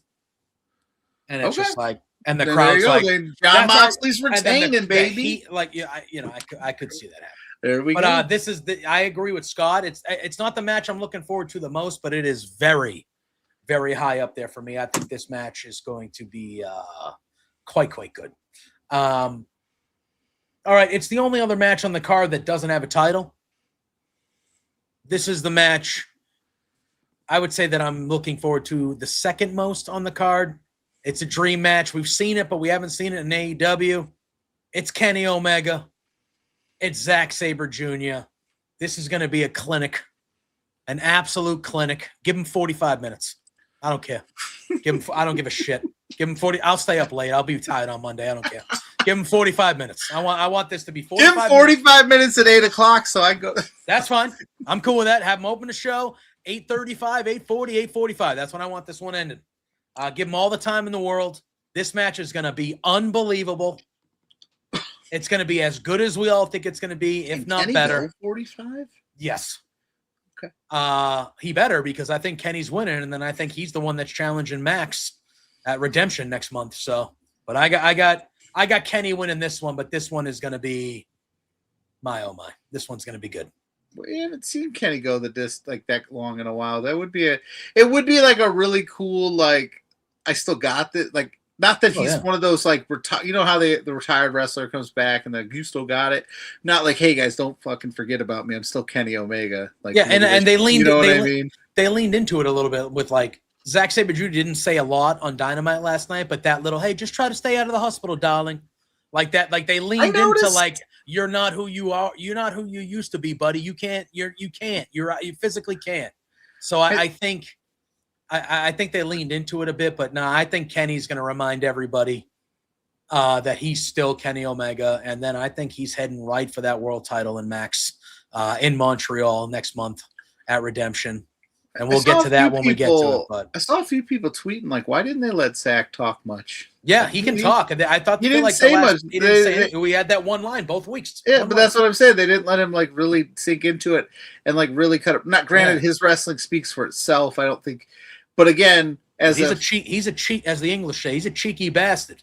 That guy. He's funny. He's like smart ass. Like, that's what maybe they were afraid of what he was going to say. But yeah, I think Kenny's getting it done here. I think we're going to leave Sunday going, holy shit, that might be the AEW match of the year, or at least a front runner at the moment. But yeah, I think Kenny's going to win it, go to Redemption. Yeah, with that one under his belt. I agree. All right, we have the finals. Let's bless you. Did you hear that? Yeah, bro. I muted my mic. Loud. No, you did not. Oh, then you did anything but. It didn't mute right. So, like, can you hear me still talking? I can hear you the whole time. Well, what the hell? So hopefully, Are you even on that mic then? Are you not using a different mic source? I don't know. Now I'm not going to mess. I've heard every cough. I've heard every sneeze. Oh, I've been hitting the button. Well, it ain't fucking working. Well, it hasn't derailed the show. I'm that damn good. But Okay, well then we're not gonna. You don't have to do it. It's fine. These are human things. People cough and sneeze all the time. Oh, that's fine. Oh wait, now you sound different. Do I sound different? You still hear me though? Yeah, you sound different. Now hit the mute button. Now you're fucking muted. So you weren't even on that mic to begin with. Weird. Unbelievable. That's technology. Crazy. Technology. I got this fancy ass mic just sitting here looking pretty, and I don't think you've used it at all, because you sound more clearer than you ever have. So I don't think you've been using that thing from the jump, bro.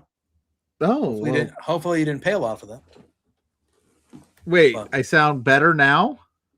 You sound like you're when whatever you just did, you sound like you're talking into a microphone, whereas before you were always clear, but you sounded like you were talking in a room. Oh, well, shit. So I must have messed something up here, but okay, because I've had this thing sitting here and I must not have had it on last night. And then I thought I was being respectful, like coughing. Good thing I wasn't like, yo, Mrs. Pluggo, show me. You know what I'm saying? Like, you could have been. I could have been this whole time. Could have been on a hot mic this whole time. Could have ruined this show forever. Whatever. All right. Let's do the Cinderella story. See, there you go. Big Dog saying you sounded like you were in a tunnel. So, like, you had an echo. You sounded like you were in a tunnel. So why you weren't didn't even you say using anything to me? Because that's just how you always sounded. I thought you were on your mic. I just thought. Oh no, I got a really nice mic here. Well, now you can use it. Now you know you should use it from now on. I must. Maybe I need to start checking. Yes, that'd be ideal. You can just check your audio settings and just say, I'm not on that mic. That's what I was doing. So this whole show has sucked. We got to start over. The whole show. I think the whole existence of that mic. All right, we'll get Stone Pain back. We'll start over from the top. Yeah, right. Finals, Cinderella story of the Women's Owen Hart Cup. We have last year's Owen Hart Cup winner, Mercedes Moné, back in the finals to defend her crown. And she is going up against a very unlikely finalist who both these girls weren't even in the tournament when the brackets were released. Neither of them. Neither of them. And the finals is Anything is Mercedes possible. Moné and Maya World. Maya World with the upsets in round 1, and then the big upset in the semifinal over Athena. And there are a significant amount of people on the interwebs, Pluggo, that are thinking Maya World should be doing another upset and winning this Owen Hart Cup tournament. Everybody loves an underdog, dude. I am not at the level where I can make that type of pick. I just think Mercedes is Mercedes, and Mercedes and Tekla is a marquee match to me because it's Mercedes and Tekla's been great, and it's I can't pick against Mercedes. Not saying I wouldn't love a huge upset. I just feel like, and this is not a negative to Maya World because she's very good and she's earned this opportunity. But is Maya World versus Tekla like? And again, this is negative. It's going to sound negative, but it's not. Is that a big enough match for your biggest show of the year? Because I feel like Mercedes being involved is. It would only matter how they presented Maya World if she won after the fact. I think it works better for like babyface heel stuff for sure. Like story, maybe, but like. The only place that people don't like underdog is college football. You put a lesser team in that college football playoff and everybody loses their mind. Everywhere else, we're like, we love the underdog. Yeah. I love Maya World. I think she's fantastic. I love that they gave her this run. I think it's Mercedes. And like I said, I think there's a way that if you wanted to go babyface heel dynamic, you could turn Mercedes Moné. For sure. There's a way to do it. Just have Tekla's group. If Mercedes wins, we riot. See, look, she has a lot of haters, but I'm not on that train. I will say but she doesn't have a ton of losses in AEW. She's not she's bulletproof, but she's not like when she was in there belt collecting. This is a different, like if she'd lost this, maybe this refocuses her into like, then we get a babyface run out of it. I don't know, but I just can't pick against Mercedes. I'll be happy to be wrong here 1000%. But it's got to be Moné. And then you still have an opportunity if you wanted to get the belt off of Tekla before All In. You could always go that route as well. I just don't know who else right now is ready to take on like Mercedes Moné versus fill in the blank at All In. Fair. Yeah, I feel like that's the way. No, Maya is American, is she not? I thought she was American. I thought she was from Texas. I thought she was American. I don't know. Google. I'll Google it with my newfound sound. Yeah, and then we have on the men's side of things. I've been coughing at JPJ's ear for fucking 6 months. 6 months, bro. Then we have the men's Owen Hart Cup final. I mean, you want to talk about Kenny Omega and Zack Sabre Jr. I mean, this match right here. This is a probably match of the year candidate. These guys are always magic when they're in the ring together. It is Will Ospreay going up against Swerve Strickland. Match of the night. Greenville, Texas. That's right here. I looked it up too. Yeah, Greenville, Texas. Yeah. Match of the night, match of the year contender. This is going to be special. But I mean, as special as it's going to be, I think it is actually one of the easier ones to pick on the show because it's Will. I mean, look at the story is Will going for the title at All In London, man. That's the story. This is going to be special shit, though. This is going to be real good with these two, and these guys are 1 and 1A to me. When I look at both of them, I'm just like, dude. These are the two guys. These are the two guys. And Hangman's in that mix, but he hasn't been around. But like, but these are the two guys. And man. Yeah, but it's Will's time. We've been building to this for over a year. I know the injury played into it, but like we've been building to this since last year's Owen.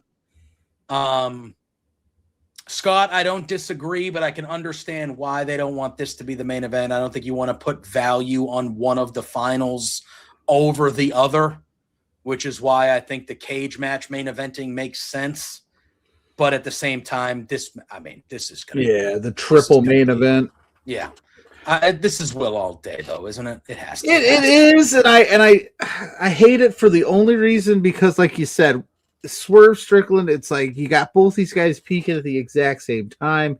If you went with Swerve, there's a bunch of story you could tell there. If you know, but it's Will. He said it he said it himself. This is the semifinal to my finals for the world title, right? It would be crazy for at least Will Ospreay to not even get to there to be able to fight. If you wanted to throw a wrench into the plans there at All In and not give Will the title, and he swerves, but yeah, it's got to be Will figures it out. He's got the Death Riders in his back pocket now, so that they're going to make sure that he leaves there, because they're buddy, at least as it's on pay, they're getting along every week. It's better and better and better, the relationship. But yeah, I think it's Will's match to lose. I don't know what you do with Swerve after this, but I'm sure you'll find something for him to do because he's awesome. And there's still a way. I mean, there's still a way that Swerve could get in. You could do a triple threat if you really want. If you want, you could figure it out. But yeah, it's got to be Will. Yeah, I agree. Then we have a singles match for the AEW Women's World Championship. This is another Forbidden Door match. I've actually really liked the story they've been doing with Tekla, kind of showing up and Stardom and torturing that guy that runs the place that fired her. He tried to shave his head or some shit. That was so good. Yeah. So I thought that was a lot of fun. I say it every time we talk about her. I just really like Tekla. I like the way she talks. I like her charisma. I like her swagger. She's obviously great in the ring. I think she's been a good champion.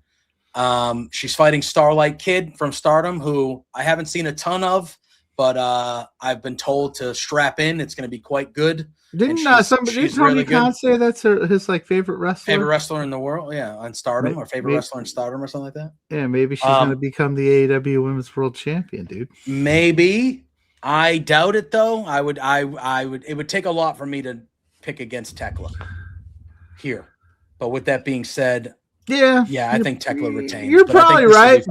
But at some point, if we're going to keep doing this Forbidden Door thing, there needs to be that shocking big win moment where you're like, oh, even if you have now that you have another pay-per-view a month away, again, this could be a moment where she's like, I got it done, and then Tekla loses her mind and we can run it back and she wins it. Maybe that's how we get Tekla back in the Stardom fold. She was fired from Japan. As she said that a few times, but you're probably right. It's probably Tekla 100%. She's awesome. She's the best. All these bitches. Oh, it's the best. I love her. All right. Oh, I forgot about this one. We have a tag team match for the AEW World Tag Team Championships.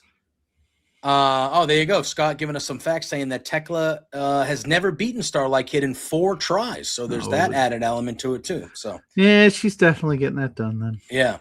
We have the champions Copeland and Christian Cage defending against the Dogs. We saw Cope and Christian get the upper edge last night on Dynamite until they didn't have the upper edge anymore.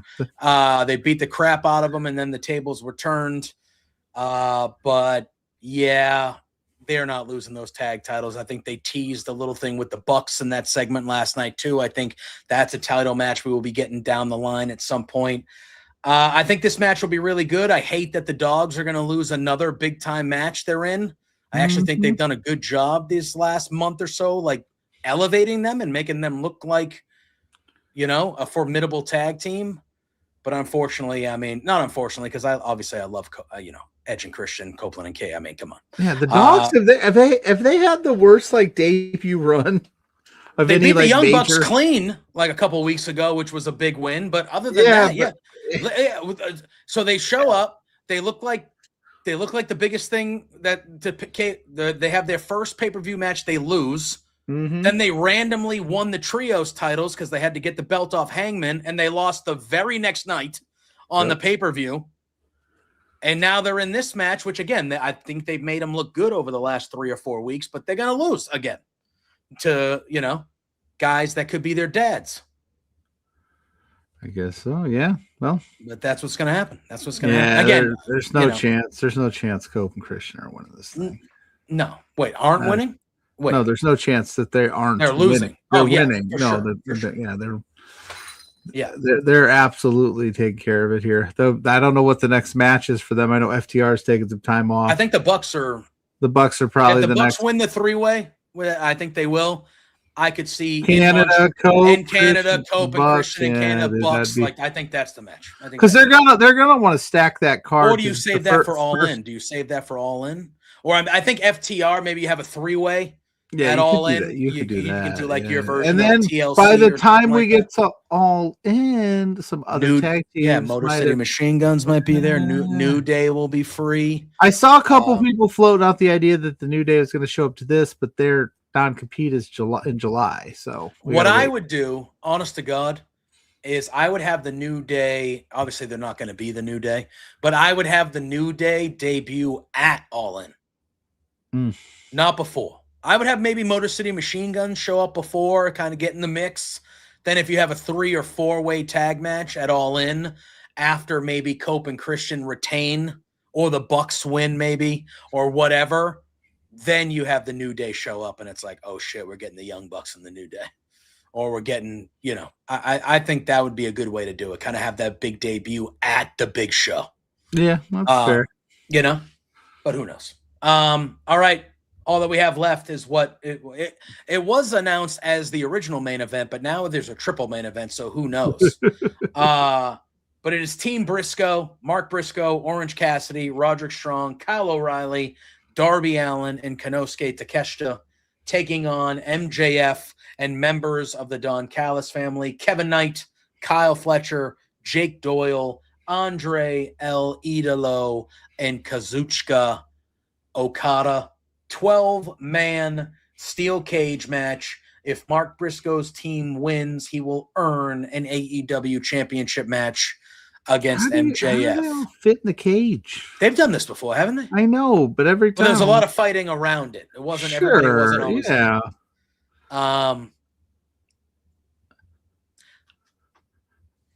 I think Team MJF should win.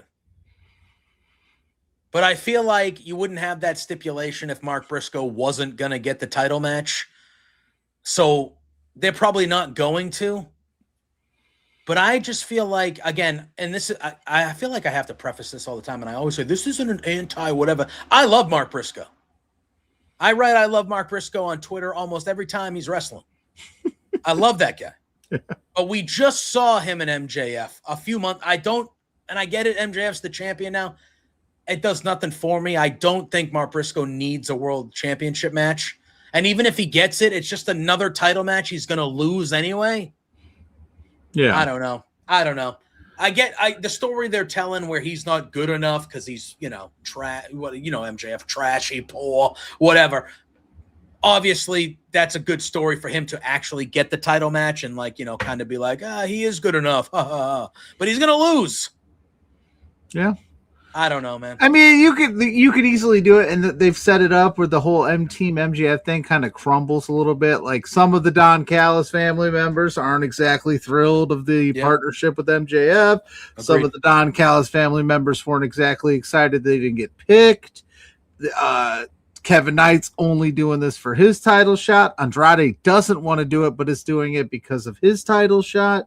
So you could have some deception there, and they both walk out on this thing, and the team gets it done. And then MJF has to pay the piper, so to speak, where you got Kevin Knight, MJF, Andrade, and then you're talking Kenny Omega at Redemption possibly, and then whoever else. So, it could come to roost for old MJF here, and that's how we do it. So I'm with you. I think Team MJF should win. But I think Team Briscoe is going to win, and we'll get Briscoe and MJF probably Wednesday night. Yeah, it seems to be the route that they would do it. I feel like that is because you think what is Mark Briscoe going to show up on Wednesday after all this bullshit he's been spewing about how he wants it right here, right now, Max, and go, we'll wait until next week. Mark hadn't done that this entire time, so he's going to say, we're doing it tonight. Yeah, I wouldn't hate it. If you're going to do it, get it. I think a TV championship match is probably the way to go with Briscoe because again, this is a feud that we just saw not too long ago. So, yeah.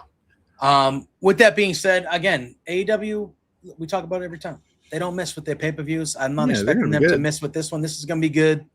And then we'll be on the road to Redemption, and before we know it, we'll be on the road to All In, and then I expect to see a Cowboy coming back sometime around there, and we'll be heading towards the big show of the year. But I think that's going to probably do it for us tonight. You got a little B2B extra time here, 2:15.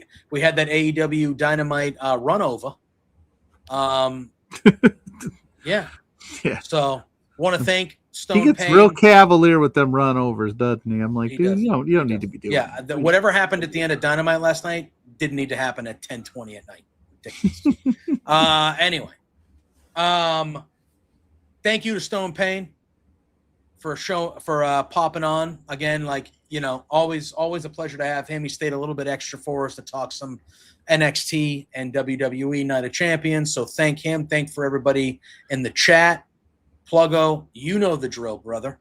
Tell the people where they can find you, where they can find some B2B stuff, and then we will do our thing and say hi to Sue and get up on out of here. You can find me coach in the semifinals tomorrow night. Oh, damn. We made the semifinals. There's 4 teams left. Hopefully we can win that championship, but we got to get through 2 more games. But I am Pluggo. Search Pluggo. You'll see my face pops up everywhere. I will be here tomorrow. Not tomorrow. Tomorrow's Friday. Saturday. If I end up not making this championship game, which I fully expect us to make it, I will be here doing the Night of Champions post show right here on this very channel. But if we make the championship, that game starts at 2. Oh, so I might have it conflicting interest. But stay tuned to my socials there. I will be here at 5:00 with Blair Pacheco talking the GCW show coming up. Hook's going to become GCW World Champion. That's what it's looking like. It's possible. It's possible. Him and Atticus Cogar. So we're going to break that all down. I will be on the Main Event Wrestling Network this Sunday talking NXT's Great American Bash for their mixer at 11 p.m. I was just on the Dynamite Up with you on Wednesday. Did a lot this week. But at Pluggo for all that. At B2Beards on all social medias for what we got going up every Thursday, 8 o'clock. You'll want to stay tuned to see what we got happening. It sounds like we got some things planned. Maybe we'll be some places getting some content. You never know. Maybe. You never know. Yeah. You just got to follow and see what we're up to. You can find me, JPJ Loves Gaming, on all social media platforms. Thursday nights, 8 p.m. Eastern, right here, flagship show here at Love Wrestling Between Two Beards. You can catch me Sunday afternoons, noon Eastern, over on Fightful Overbooked with Auntie Collins, doing some coast to coast over there. And like Pluggo said, Wednesday nights after AEW Dynamite, over on bodyslam.net. It's the return last night of Dynamite Up, and I got some new co-hosts joining me for the ride, and he is one of them. Pluggo and I double dipping, and then we have our old pal Drew Nicholas joining us for AEW post-show talk over on Body Slam. So that's where you can find me. That's where you can find us. We appreciate you all hanging out a little extra with us tonight. To our new friends in the chat, welcome. Hope to see you here next week and every week. Don't be strangers now. Thank you to Stone Payne once again. And you all know the drill. Enjoy this massive weekend of wrestling, whatever you're watching, whether you're watching it all or you're watching whatever you're watching, enjoy it. It is a huge week of wrestling for us wrestling fans this week. Just major show after major show after major show after major show. So enjoy it. We appreciate all the support from you guys. And until next week, you guys know the drill. Say hi to Sue. Hi, Sue. Peace out. Hey there, Pluggo and JPJ. It's Trent's mom, Sue, and I have a bone to pick with you. So, I understand that you guys are being real idiots and spending your entire monthly budget. You've got to be kidding me. This is not the way to be when you're trying to run a business. Your boss, Spencer, is really pissed off at you. I'm pissed off at you. You have some nerve. Get a grip. You